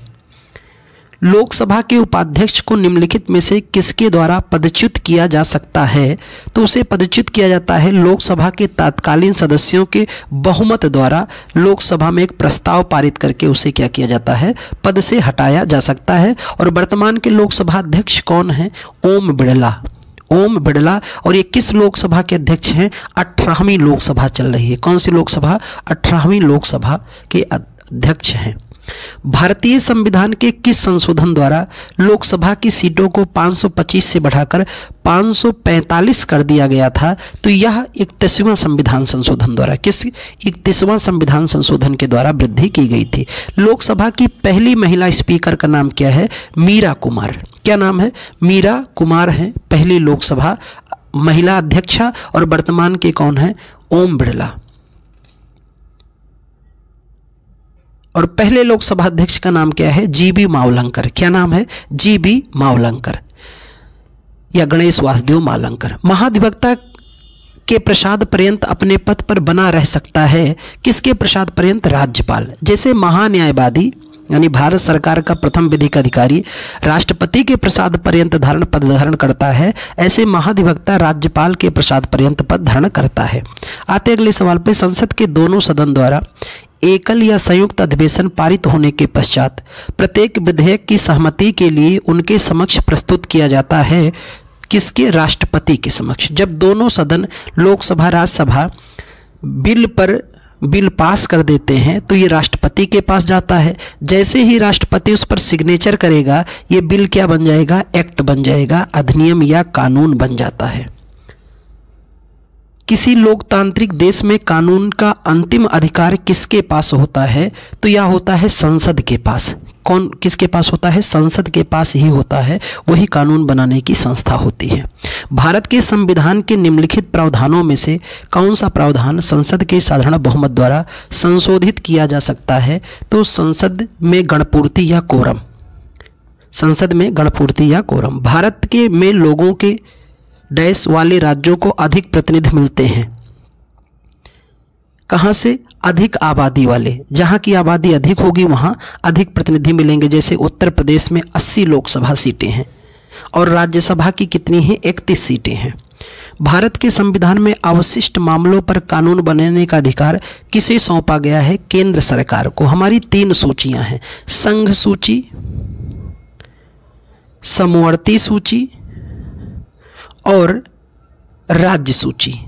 तो संघ पे कानून केंद्र सरकार बनाएगा, राज्य पर राज्य बनाएगा, समवर्ती पे संघ और केंद्र दोनों बनाएंगे। लेकिन कुछ ऐसे विषय जो ना तो संघ में हो, ना तो समवर्ती में हो, ना तो राज्य में, उन्हें अवशिष्ट कहते हैं। और अवशिष्ट पे भी अधिकार किसका होता है? केंद्र सरकार का अधिकार होता है। निम्नलिखित में से कौन सा मंत्रालय हर 5 साल में आर्थिक सर्वेक्षण प्रस्तुत करता है? तो वो करता है वित्त मंत्रालय। कौन सा मंत्रालय? वित्त मंत्रालय। और वर्तमान के वित्त मंत्री हमारे कौन है? अमित शाह। लोकसभा और राज्य विधानसभाओं में 1/3 सीटें किसके लिए आरक्षित होती हैं? तो यह होती है महिलाओं के लिए। किसके लिए? महिलाओं के लिए 1/3 सीटें आरक्षित होती हैं। केंद्र सरकार के बजट में वार्षिक वित्तीय विवरण दर्शाते हैं, तो ये क्या दर्शाते हैं? भारत सरकार की अनुमानित प्राप्तियां और व्यय का ब्यौरा, यही बजट में दर्शाया जाता है। बजट क्या है? आय व्यय का लेखा जोखा है, कितना रुपया आया, कितना रुपया गया। और बजट को हमारे संविधान में वार्षिक वित्तीय विवरण कहा गया है। क्या कहा गया है? वार्षिक वित्तीय विवरण। सरकार की प्रणाली विधायिका को 2 अलग विधानमंडलों या सदनों में विभाजित करती है। कौन? द्विसदनीय। कई सदन में? द्विसदनीयों में विभाजित करती है। भारतीय संविधान के अनुसार निम्नलिखित में से कौन सा कथन सही है? न्यायपालिका देश में अदालतों की प्रणाली को संदर्भित करता है। यही कथन बिल्कुल इसका सही है। जब कोई संगठन अपने वित्तीय दायित्वों को पूरा करने या अपने लेनदार को भुगतान करने में असमर्थ होता है तो वह न्यायालय में आवेदन दाखिल करता है। कैसा? दिवालियापन का, कि मैं बिल्कुल समाप्त हो चुका हूं, मेरी स्थिति बेहतर नहीं रह गई है। निम्नलिखित में से कौन सा कथन सही है?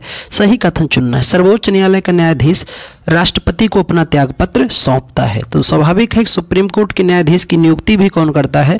राष्ट्रपति, और त्यागपत्र भी उसे किसे देते हैं? राष्ट्रपति को। भारत के संविधान के किस अनुच्छेद में उच्चतम न्यायालय को याचिकाएं जारी करने की शक्ति प्रदान की गई हैं?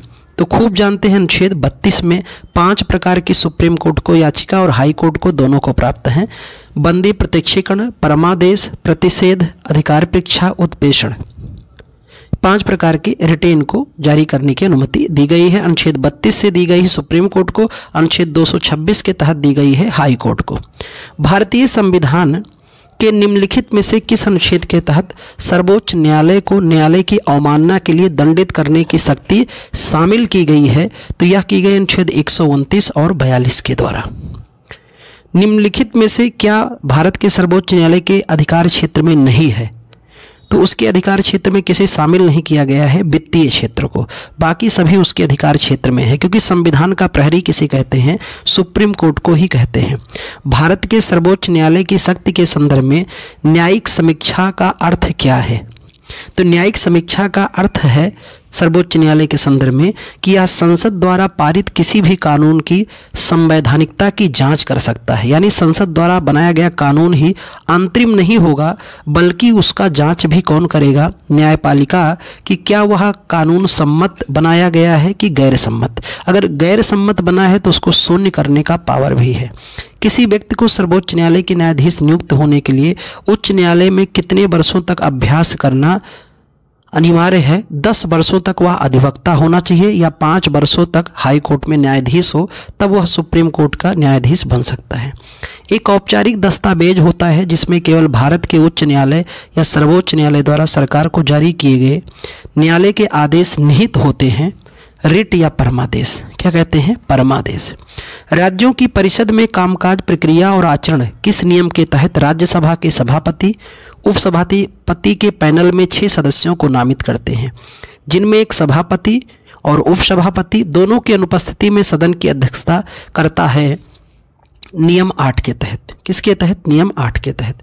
भारतीय संविधान को किस रूप में घोषित किया गया है? तो राज्यों का संघ है।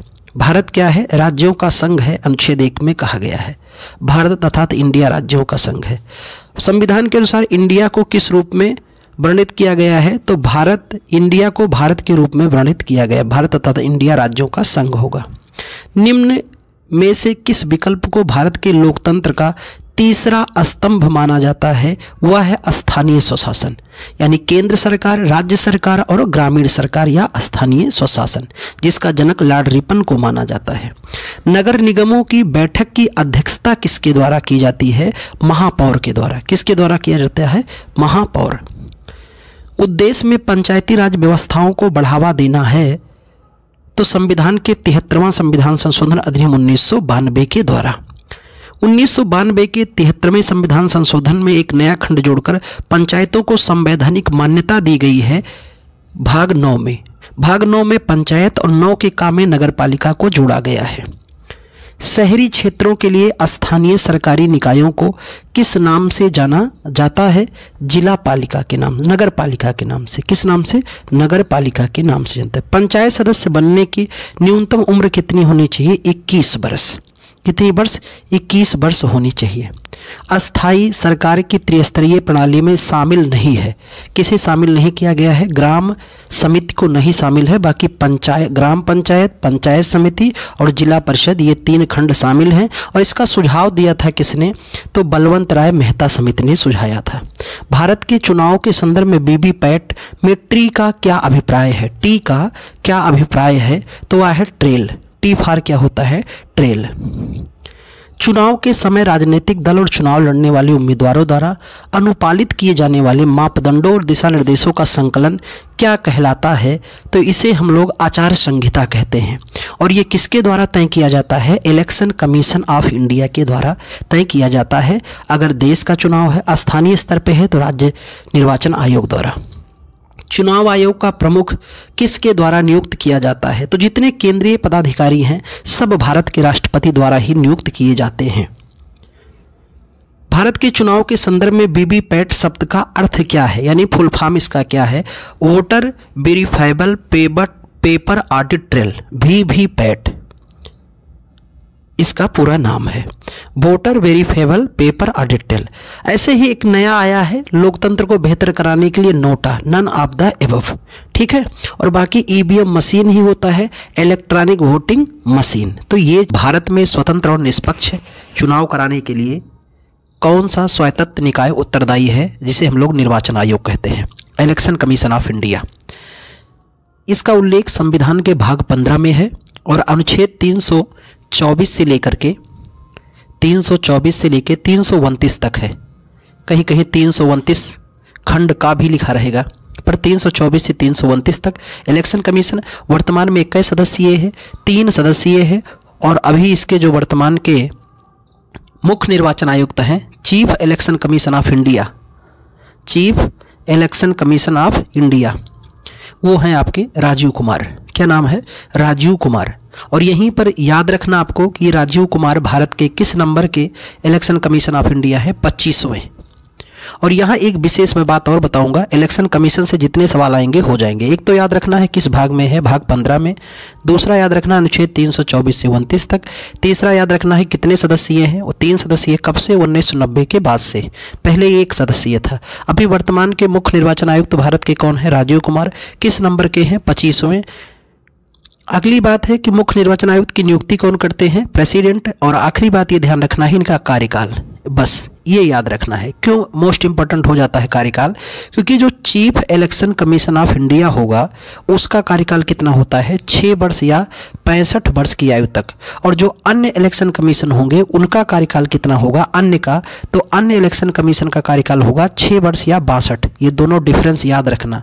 मुख्य निर्वाचन आयुक्त का कार्यकाल 6 वर्ष या 65 जो भी पहले हो, अन्य का कार्यकाल 6 वर्ष या 62 जो भी पहले हो। अगले सवाल पर आते हैं। राष्ट्रीय पिछड़ा वर्ग आयोग अधिनियम 1993 को राष्ट्रीय पिछड़ा वर्ग आयोग अधिनियम द्वारा किस वर्ष में बदला गया है?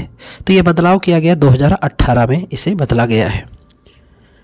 वित्त आयोग के गठन 27 नवंबर 2017 को संविधान के अनुच्छेद 280 के संदर्भ में किया गया। किस नंबर के? 15 में। तो अभी 15वें वित्त आयोग के अध्यक्ष किन्हें बनाया गया है? NK सिंह को, नंद कुमार सिंह, NK सिंह। और अभी 16वें वित्त आयोग का भी अनाउंस हो चुका है। तो भारत के 16वें वित्त आयोग कौन होंगे? अरविंद पनगड़िया। कौन होंगे? अरविंद पनगड़िया, जो पहले नीति आयोग के उपाध्यक्ष हुआ करते थे। और अगर बात किया जाए कि 12वें वित्त आयोग कौन थे, तो 12वें वित्त आयोग थे डॉक्टर सी रंगराजन। क्या नाम था? Doctor C Rangarajan. और इसके पहले 12वें वित्त आयोग डॉक्टर सी रंगराजन। और 14वें वित्त आयोग कौन थे? तो NK सिंह के पहले वित्त आयोग थे YB रेड्डी। तो याद रखना कि 14वें वित्त आयोग YB रेड्डी, 15वें NK सिंह, 16वें होंगे अरविंद पनगड़िया और 12वें कौन थे? तो 12वें का नाम है डॉक्टर सी रंगराजन। याद रखिएगा। योजना आयोग की स्थापना कब की गई? मार्च 1950 में। यह कैसा आयोग है? एक गैर संवैधानिक आयोग है। कौन सा? योजना आयोग। यथा फरवरी 2019 को नीति आयोग का वर्तमान उपाध्यक्ष कौन है? तो पुराना करंट अफेयर है, उस समय कौन थे? राजीव कुमार। अभी कौन हो गए हैं? डॉक्टर सुमन के बेरी। तो वर्तमान में नीति आयोग के उपाध्यक्ष कौन है? डॉक्टर सुमन के बेरी। और अध्यक्ष अगर ध्यान रखना है तो अध्यक्ष हमेशा प्रधानमंत्री होते हैं। किसके? नीति आयोग के। तो नीति आयोग का पुराना नाम क्या है? योजना आयोग। योजना आयोग का गठन कब हुआ? मार्च 1950 में। और नीति आयोग का गठन जनवरी 2015 में। किसने किया था? प्रधानमंत्री मोदी ने। राष्ट्रीय मानवाधिकार आयोग के बारे में निम्नलिखित में से कौन सा कथन सही है? इसकी शक्तियां केवल प्रकृति में सिफारिश या अनुशंसात्मक ही हैं। किसकी? राष्ट्रीय मानवाधिकार आयोग की। न्यायमूर्ति राजेंद्र सच्चर समिति की स्थापना भारत सरकार द्वारा किस उद्देश्य के लिए की गई थी? तो इसकी स्थापना की गई थी मुस्लिम समुदाय की सामाजिक और आर्थिक स्थिति की जांच करने के लिए। 26 जनवरी 2019 को भारतीय संविधान ने अपने अस्तित्व के 69 वर्ष पूर्ण किए हैं। इन वर्षों में 12 जनवरी 2019 तक प्राप्त जानकारी के अनुसार कितनी बार संशोधन हो चुके हैं? तो ये 2019 तक के संशोधन पूछे गए हैं। तो उस समय तक के हो चुके हैं 103 और अभी कुल कितने हो चुके हैं, तो 106 संशोधन अभी तक हो चुका है। संविधान के 126वें संशोधन विधेयक 2019 का उद्देश्य तक अनुसूचित जातियों और जनजातियों के लिए सीटों का आरक्षण को जारी रखते हुए भारत के संविधान के संस्थापकों द्वारा परिकल्पित समावेशी चरित्र को बनाए रखना है। तो ये बढ़ाकर कर दिया गया है कब तक, 2030 तक, 25 जनवरी 2030 तक रिजर्वेशन बढ़ा दिया गया है। किसका, एससी और एसटी के सीटों का आरक्षण बढ़ा करके 2030 तक कर दिया गया है। हर 10 साल पर संशोधन करके बढ़ाया जाता है। इनमें से किस संशोधन द्वारा 2006 में सरकारी और निजी शिक्षण संस्थान में अन्य पिछड़ा वर्ग को 27% आरक्षण प्रदान किया गया था। तो बड़ा मशहूर संशोधन था 77वां संविधान संशोधन के द्वारा। ये संविधान में निम्नलिखित में से किस संवैधानिक संशोधन अधिनियम द्वारा राष्ट्रीय राजधानी क्षेत्र दिल्ली और केंद्र शासित प्रदेश पुदुचेरी की विधानसभाओं में राष्ट्रपति के चुनाव के लिए निर्वाचक मंडल को जोड़ा गया था? तो यह जोड़ा गया था संविधान के 17वां संविधान संशोधन अधिनियम 1992 के द्वारा जोड़ा गया था। और किसको किसको शामिल किया गया था राष्ट्रपति के चुनाव में, तो एक दिल्ली को, दूसरा पुदुचेरी को। तो दिल्ली में कितनी विधानसभा सीटें हैं, 70, पुदुचेरी में कितनी हैं, 30 सीटें हैं। तो राष्ट्रपति के वोट देने वाली कितने यूटी हैं जो राष्ट्रपति को मतदान करते हैं वर्तमान में, 3। दिल्ली विधानसभा के सदस्य वोट देते हैं, पुदुचेरी विधानसभा के सदस्य और जम्मू एंड कश्मीर के। तो 3 केंद्र शासित प्रदेश के लोग राष्ट्रपति के चुनाव में शामिल होते हैं वर्तमान समय में। निम्नलिखित में से किस संविधान संशोधन के अधिनियम के तहत संवैधानिक संशोधन विधेयक के लिए राष्ट्रपति को अपनी सहमति देना अनिवार्य कर दिया गया है? तो यह किया गया था 24वें संविधान संशोधन अधिनियम 1971 के द्वारा इसे अनिवार्य किया गया था। बाद में 44वां संविधान संशोधन द्वारा एक बार वापस करने की व्यवस्था की गई है। संविधान के अधिनियम 2015 द्वारा भारत के किस पड़ोसी देश को सीमा संशोधित कर दिया गया है? तो ये संशोधन आपका था बांग्लादेश को। बंगाल की कुछ ज़मीनें को बांग्लादेश हस्तांतरित किया गया और बांग्लादेश की कुछ ज़मीनों को भारत में शामिल किया गया है। और ये किस संशोधन द्वारा? तो 100वें संविधान संशोधन के द्वारा किया गया था। किस संशोधन के तहत गोवा को पूर्ण राज्य का दर्जा दिया गया है? तो यह था 56वां संविधान संशोधन के द्वारा गोवा भारत का पूर्ण राज्य बना, क्योंकि गोवा पे पहले अधिकार किसका था? पुर्तगीजियों का। भारतीय संविधान के किस संशोधन अधिनियम में राज्य नीति निर्धारक तत्व के अनुरूप राज्य से आय, स्थिति, सुविधाओं और अवसरों में समानता को कम करने की अपेक्षा की गई है? 44वां संविधान संशोधन अधिनियम 1978 के द्वारा यह व्यवस्था की गई है।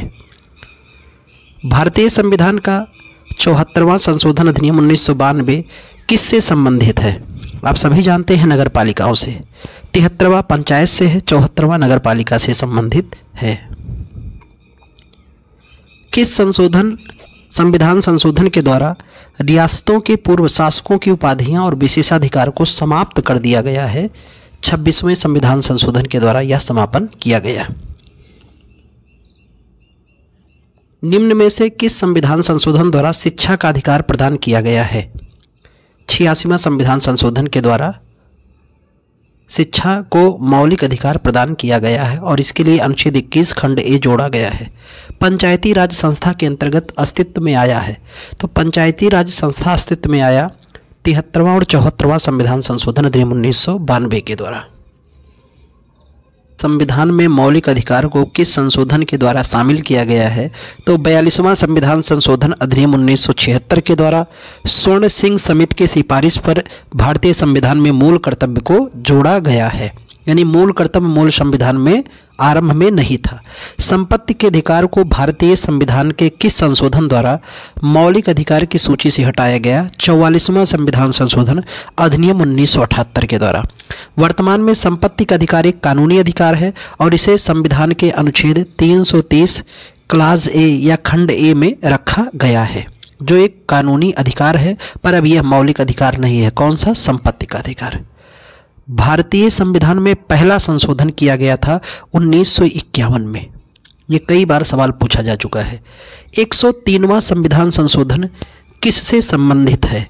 तो इसका संबंध है आर्थिक आरक्षण, जिसे EWS कहते हैं। और ये कितने प्रतिशत का आरक्षण है? 10% की आरक्षण की इसमें व्यवस्था की गई है। संविधान के किस संशोधन के तहत वस्तु एवं सेवा कर यानी GST की शुरुआत की गई? तो यह शुरुआत की गई थी सबसे पहले 101वां संविधान संशोधन अधिनियम 2016 के द्वारा। तो 100वां संविधान संशोधन के द्वारा क्या व्यवस्था की गई? तो 100वां के द्वारा व्यवस्था की गई है कि कुछ भूभाग को बांग्लादेश को हस्तांतरित किया गया। 101वां GST से है। 102वां आपका संबंधित है किससे? पिछड़ा वर्ग से। और 103वां संबंधित है किससे? EWS से। और 104वां जो संबंधित है वो किससे? तो 104वां के द्वारा एंग्लो इंडियन का क्या किया गया? रिजर्वेशन समाप्त कर दिया गया। संविधान के किस संशोधन में बोडो, संथाली, डोगरी और मैथिली को मान्यता प्राप्त भाषाओं की सूची में जोड़ा गया है? 92वां संविधान संशोधन अधिनियम 2003 के द्वारा। इसको हम लोग एक ट्रिक से याद करते हैं, BDMS। B for Bodo, D for Dongri, M for Maithili, S for Santhali. और ये किस संशोधन द्वारा? 92वां के द्वारा। लेकिन 71वां संविधान संशोधन द्वारा कितनी भाषा को जोड़ा गया? 3। इसका ट्रिक है नमक। ना फॉर नेपाली, मा फॉर मणिपुरी और का फॉर कोंकणी। तो ध्यान में रहना, 71वां द्वारा 3 भाषा और 92वां के द्वारा 4 भाषा जोड़ा गया है। वर्तमान में संविधान के 8वें अनुसूची में कुल कितनी भाषाएं हैं? 22। और मूल कितनी थी? 14। भारतीय संविधान के किस संशोधन द्वारा दिल्ली को राष्ट्रीय राजधानी क्षेत्र का दर्जा दिया गया है? तो यह दर्जा दिया गया है 69वें संविधान संशोधन के द्वारा। स्वतंत्र भारत का पहला आम चुनाव कब हुआ था? 1951 और 52 में। तब से लगातार आम चुनाव चल रहा है। भारत में कितने राज्यों में द्विसदनीय विधानमंडल हैं? तो 6। कितने राज्यों में? 6 राज्यों में। पहले जम्मू कश्मीर में था, अब नहीं है। ये 6 राज्य जहां पर द्विसदनीय विधानमंडल का मतलब क्या है? तो द्विसदनीय विधानमंडल का मतलब है वहां पर विधानसभा भी है और विधान परिषद भी है। तो विधान परिषद केवल कितने भारत के राज्यों में? 6। आपका एक बात कर लिया जाए उत्तर प्रदेश, दूसरा बात करते हैं इसका छोटा भाई बिहार, यहाँ भी विधान परिषद है। तीसरा बात करते हैं महाराष्ट्र में भी है। चौथा बात किया जाए तो कर्नाटक में भी है। और 5वां बात करें तो आंध्र प्रदेश में भी है। और छठा बात करें तो तेलंगाना में। यही 6 भारत के राज्य हैं जहां पर वर्तमान में विधान परिषदें हैं। भारतीय कम्युनिस्ट पार्टी का गठन किस वर्ष किया गया था? तो यह गठन किया गया था 1925 में। भारतीय कम्युनिस्ट पार्टी का। भारतीय जनता पार्टी की उत्पत्ति द्वारा स्थापित भारतीय जनसंघ निहित है किसके द्वारा? श्यामा प्रसाद मुखर्जी के द्वारा। केंद्रीय मंत्रिमंडल से त्यागपत्र देने वाले यही व्यक्ति थे। में भारत जनसंघ की स्थापना निम्नलिखित में से किसने की थी? तो इसकी स्थापना की गई थी श्यामा प्रसाद मुखर्जी के द्वारा की गई थी। निम्नलिखित में से कौन सा भारतीय राष्ट्रीय राजनीतिक दल 1885 में स्थापित सबसे पुराना दल है जिसे कई बार विभाजन का सामना करना पड़ा? आप सभी इसका नाम जानते हैं, भारतीय राष्ट्रीय कांग्रेस, जिसकी स्थापना 1885 में A.O. ह्यूम ने किया था। एक अंग्रेज। कहाँ पर? मुंबई में इसकी स्थापना की गई थी। और अभी इसके वर्तमान के अध्यक्ष कौन हैं? मल्लिकार्जुन खड़गे। किसके? भारतीय राष्ट्रीय कांग्रेस के। हाथी किस भारतीय राजनीतिक दल का प्रतीक है? मुझे लगता है आप सभी को इसका आंसर पता है। किसका है? बहुजन समाज पार्टी का प्रतीक चिन्ह हाथी है। संविधान की 8वीं अनुसूची में संशोधन के तहत 92वें अधिनियम 2003 के द्वारा अद्यतन सूचीबद्ध भाषाएं कितनी हैं? तो अभी कुल सूचीबद्ध भाषाएं कितनी हो गई थी? तो 22। मैंने अभी बात किया ना, BDMS 4 भाषाओं को जोड़ा गया, उसके पहले 18 थी, तो BDMS 4 जोड़ा गया तो कितनी हो गई? 22। B for Bodo, D for Dogri, M for Maithili, S for Santhali. और ये किस संशोधन से द्वारा जोड़ा गए थे? 92वां संविधान संशोधन अधिनियम 2003 के द्वारा। भारतीय दंड संहिता की धारा 354 से संबंधित है, तो इसका संबंध है किसी स्त्री की लज्जा भंग करने के उद्देश्य से उस महिला पर हमला करने या उस पर आपराधिक बल का प्रयोग करने से ही संबंधित है धारा 354। किस संशोधन अधिनियम के अनुसार बेटे बेटियों और उनकी माताओं को पारिवारिक संपत्ति में बराबर हिस्सा मिल सकता है? यह था हिंदू उत्तराधिकार अधिनियम 2005 के द्वारा यह व्यवस्था की गई है। 1976 के समान पारिश्रमिक अधिनियम के बारे में निम्नलिखित में से कौन सा कथन गलत है? तो यह है कि यह भारत के कुछ हिस्सों में लागू है। ये गलत है क्योंकि ये भारत के पूरे हिस्से में लागू है। क्या? समान पारिश्रमिक अधिनियम कि यानी व्यक्ति को कार्य के लिए एक निश्चित रकम देनी होगी। नागरिकता अधिनियम संविधान के लागू होने के बाद भारतीय नागरिकता के अधिग्रहण, निर्धारण और समाप्ति से संबंधित जुड़ा हुआ है। 1955 भारतीय दंड संहिता की धारा 304B से संबंधित है, तो इससे संबंधित है दहेज हत्या। इसलिए हमारे यहाँ दहेज उन्मूलन अधिनियम 1961 बनाया गया है। दहेज लेना, दहेज देना दोनों अपराध माना गया है, पर व्यवहारिक ऐसा नहीं है, केवल सिद्धांत में है। बाल विवाह अधिनियम 2014 किस बात की अनुमति देता है? तो यह देता है कि 16 से 18 वर्ष की आयु वाले किशोरों को जघन्य अपराध के लिए वयस्कों की तरह सजा दी जानी चाहिए। और ये घटना ज़्यादा जोर कब पड़ी? जब निर्भया कांड हुआ था दिल्ली में, उसके बाद से यह ज़्यादा जोर पकड़ी। पिता की संपत्ति में पुत्रियों को समान अधिकार देने के लिए हिंदू उत्तराधिकार अधिनियम 1956 किस वर्ष संशोधित किया गया है? 2005 में। देखो रिपीट किया, यही सवाल दोबारा पूछ रहा योग। अधिनियम कानून एक अच्छा उदाहरण है, इसके कार्य करने का अधिक संभावना है क्योंकि यह जो है लोगों को पता लगाने का अधिकार देता है कि सरकार में क्या हो रहा है। RTI कब लाया गया था? 2005 में कांग्रेस सरकार में ही सूचना अधिकार अधिनियम को लाया गया है। ट्रांसजेंडर व्यक्ति अधिनियम 2019 लागू हुआ था, तो यह लागू किया गया था जनवरी 2020 में। भारत में उत्तराधिकार अधिनियम ने ज्येष्ठाधिकार के नियम को कब समाप्त कर दिया? तो यह समाप्त किया है 1956 में। ज्येष्ठाधिकार का मतलब है जो घर का सबसे बड़ा व्यक्ति होता था। किस वर्ष में संसद के एक अधिनियम द्वारा लक्काद्वीप, मिनिकॉय, अमिनी द्वीप के द्वीपों को समेकित करते हुए लक्षद्वीप नामक प्रदेश का गठन कर दिया गया? 1973 में। नियम ऐसे व्यक्ति के अभियोजन की अनुमति प्रदान करता है जो विदेश में रहते हुए आपराधिक मुकदमे का सामना करने के लिए भारत लौटने से इनकार कर दे।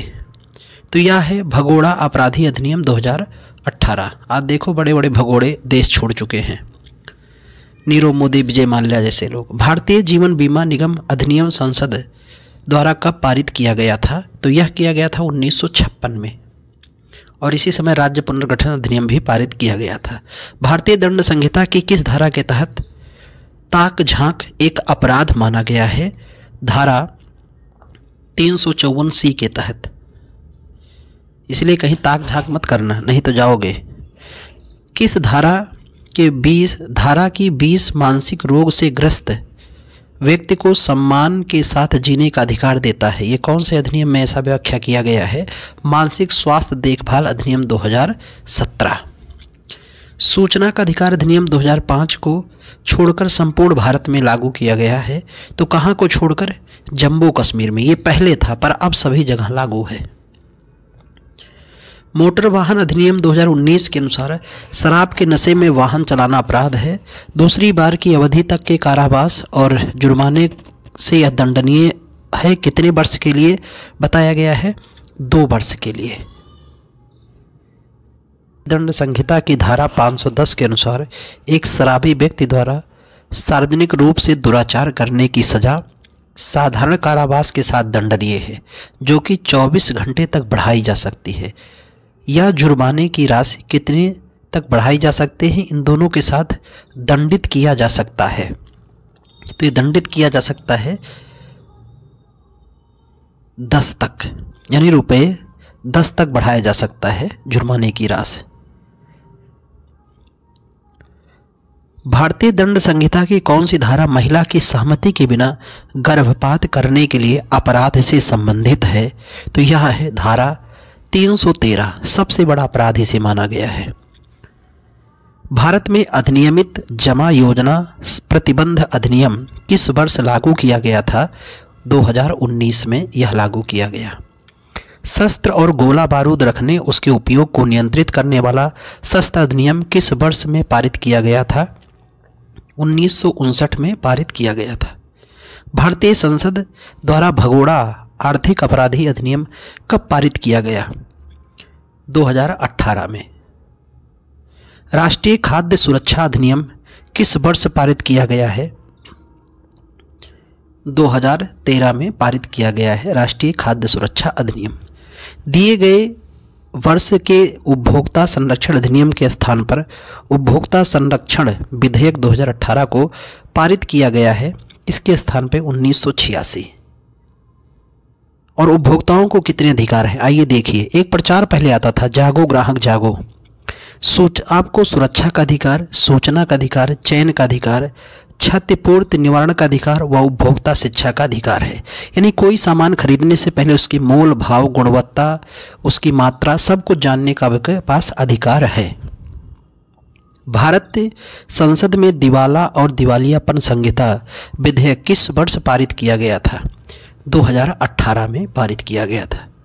कन्या भ्रूण हत्या की प्रथा को रोकने के लिए भारत सरकार ने गर्भधारण पूर्व और प्रसव पूर्व निदान तकनीक अधिनियम कब पारित किया है?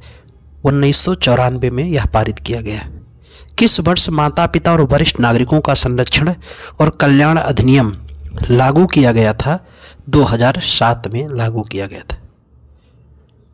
अनुचित व्यापार प्रथाओं और शोषण के लिए उपभोक्ताओं की चाहत करने का अधिकार है। निवारण की चाहत करने का इनका अधिकार है। एक व्यक्ति जो धार्मिक संस्थानों से राज्य को अलग करने की वकालत करता है, उसे क्या कहा जाता है? उसे धर्मनिरपेक्षवादी कहते हैं। निम्नलिखित व्यक्तित्वों में से कौन 1870 के भारतीय लोक सेवा आयोग के पहले सदस्य थे? उनका नाम है सत्येंद्रनाथ टैगोर। और दूसरे कौन थे? सुरेंद्रनाथ बनर्जी। 1947 के भारत की प्रथम कैबिनेट में शिक्षा विभाग का प्रभार किसके पास था? मौलाना अबुल कलाम आज़ाद। स्वतंत्र भारत के पहले शिक्षा मंत्री कौन थे? मौलाना अबुल कलाम आज़ाद। और स्वतंत्र भारत के पहले विधि मंत्री कौन थे? डॉक्टर भीमराव अंबेडकर। और राष्ट्राध्यक्ष का नाम पता ही, डॉक्टर राजेंद्र प्रसाद। भारत संविधान सभा द्वारा राष्ट्रगान को किस वर्ष अपनाया गया? 24 जनवरी 1950 को राष्ट्रगान, राष्ट्रगीत, राष्ट्राध्यक्ष और संविधान सभा भंग किया गया सब कब? 24 जनवरी 1950 को। भारतीय वन संशोधन विधेयक 2017 में वृक्ष की परिभाषा से बाहर रखा गया है। किसको वृक्ष की परिभाषा से बाहर रखे गए हैं? बांस को, क्योंकि बांस एक घास है और सबसे बड़ी घास है। भारत के राष्ट्रीय ध्वज के सफ़ेद भाग के केंद्र में गहरे नीले रंग का अशोक चक्र सुसज्जित है। इस चक्र में कितनी तीलियां हैं? कमेंट करके मुझे बताओ। वैसे भारतीय तिरंगा पिंगली वेंकैया ने बनाया है, पर इसमें कितनी तीलियां हैं? कमेंट करके आप बताओ। न्याय के समान प्रशासन पर जब सैन्य प्राधिकरण का नियंत्रण हो जाता है, तब शासन की जो प्रणाली प्रभावी होती है उसे हम लोग किस नाम से जानते हैं? सैनिक शासन के नाम से जाना जाता है। भारतीय जनतंत्र निम्नलिखित में से कौन सा कथन सही है जनतंत्र के संदर्भ में? तो लोगों को अपने प्रतिनिधियों को चुनने की अनुमति देता है कौन? जनतंत्र, डेमोक्रेसी, लोकतंत्र जिसे हम लोग कहते हैं। अमेरिका को किस वर्ष को लोकतांत्रिक संविधान अपनाया गया है? तो संयुक्त राज्य अमेरिका में 1787 में। और इसीलिए कहते हैं आधुनिक लोकतंत्र का जन्मदाता माना जाता है किसे? संयुक्त राज्य अमेरिका को। और सबसे छोटा लिखित संविधान वाला देश कौन है? संयुक्त राज्य अमेरिका। वह कौन सा देश है जिसने 19वीं शताब्दी से सार्वभौमिक मताधिकार दिया गया है? तो उस देश का नाम है न्यूजीलैंड। सबसे पहले यहीं पर दिया गया। भारत में महिलाओं को मताधिकार आके दिया गया कब? 1926 में 1919 के एक्ट के द्वारा, जिसे हम लोग मॉन्टेग्यू चेम्सफोर्ड सुधार के नाम से भी जानते हैं। लोकतंत्र में सत्तारूढ़ दल किसके प्रति उत्तरदायी होते हैं?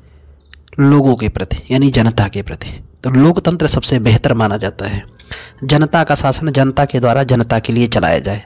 अब्राहम लिंकन का यह वाक्य खूब प्रसिद्ध है। कौन सा देश दुनिया का सबसे बड़ा लोकतंत्र कहा जाता है? भारत। लोकतंत्र का जन्मदाता मानते हैं अमेरिका को, लेकिन सबसे बड़ा देश कौन सा है आपका? तो अपना देश भारत लोकतंत्र का सबसे बड़ा देश है। निम्न में से क्या राज्य सूची में शामिल है? खूब बार ये सवाल पूछा जाता है। पुलिस किस सूची का विषय है? राज्य सूची का विषय है पुलिस। वन समवर्ती सूची का। बैंकिंग और रक्षा किसका है? संघ सूची का विषय है। निम्नलिखित में से भारत के संविधान की विशेषता नहीं है, वो है एकात्मक प्रणाली। भारत में कैसी शासन है? तो भारत में संसदात्मक शासन प्रणाली है। विधायी शक्तियों के विभाजन के अनुसार भारत सरकार की प्राथमिक जिम्मेदारियां क्या हैं? तो प्राथमिक जिम्मेदारियां भारत की हैं रक्षा बलों को बनाए रखना, यह जिम्मेदारी भारत सरकार की है। जम्मू कश्मीर का संविधान किस वर्ष अपनाया गया था? 1956 में जम्मू कश्मीर का संविधान अपनाया गया। किस भारतीयों को भारत सरकार के लिए 10 बार बजट प्रस्तुत करने का गौरव हासिल है? तो यह एकमात्र भारतीय प्रधानमंत्री पद पर भी रहे हैं। कौन? मोरारजी देसाई। और इन्हीं को कहते हैं देश के सबसे बुजुर्ग प्रधानमंत्री या वृद्ध प्रधानमंत्री, मोरारजी देसाई। और पहले गैर कांग्रेसी प्रधानमंत्री भी थे। कौन? मोरारजी देसाई। वर्तमान के भी प्रधानमंत्री कौन है? श्री नरेंद्र दामोदर दास मोदी। लोकतंत्र के संदर्भ में निम्नलिखित अवधारणाओं में से कौन एक है जिसे लोकतंत्र ने सफलतापूर्वक समाप्त कर दिया है? तो राजनीतिक असमानता का विचार, इसे समाप्त कर दिया गया है। लोकतंत्र में राजनीति और सामाजिक समानताओं पर अध्ययन किस बात का पता चलता है? लोकतंत्र में असमानताएं मौजूद हैं, इसका पता चलता है। निम्नलिखित में से कौन सा एक संवैधानिक निकाय है? तो उस निकाय का नाम ही है जिसे हम लोग कैग कहते हैं, नियंत्रक एवं महालेखा परीक्षक, कैग के नाम से भी जानते हैं, जिसका उल्लेख संविधान के अनुच्छेद 148 में है।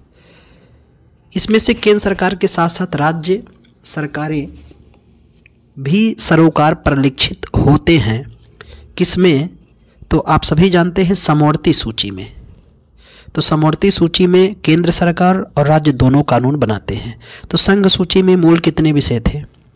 97, राज्य सूची में 66 और समवर्ती सूची में 47। पर अभी बताया जा रहा है संघ में बढ़कर लगभग 100 के आसपास, राज्य में 5 कम हो गए 61 हो गए, और समवर्ती में 5 बढ़ गए तो कितने हो गए? 52। भारत किस प्रकार का परिसंघ है जिसमें कुछ राज्यों के पास अन्य राज्यों की तुलना में अधिक शक्तियां हैं? एकजुट रखना। निम्नलिखित में से कौन स्वतंत्र भारत के पहले कानून मंत्री थे? डॉक्टर भीमराव अंबेडकर साहब यही थे पहले कानून मंत्री। लोकतंत्र ऐसी सरकार है जिसमें प्रत्येक व्यक्ति की जिम्मेदारी होती है, यह कथन है अब्राहम लिंकन साहब का, अमेरिका के 16वें राष्ट्रपति थे। हिंदू विधवा पुनर्विवाह अधिनियम निम्नलिखित में से किस वर्ष लागू हुआ था? 1856 में लागू किया गया।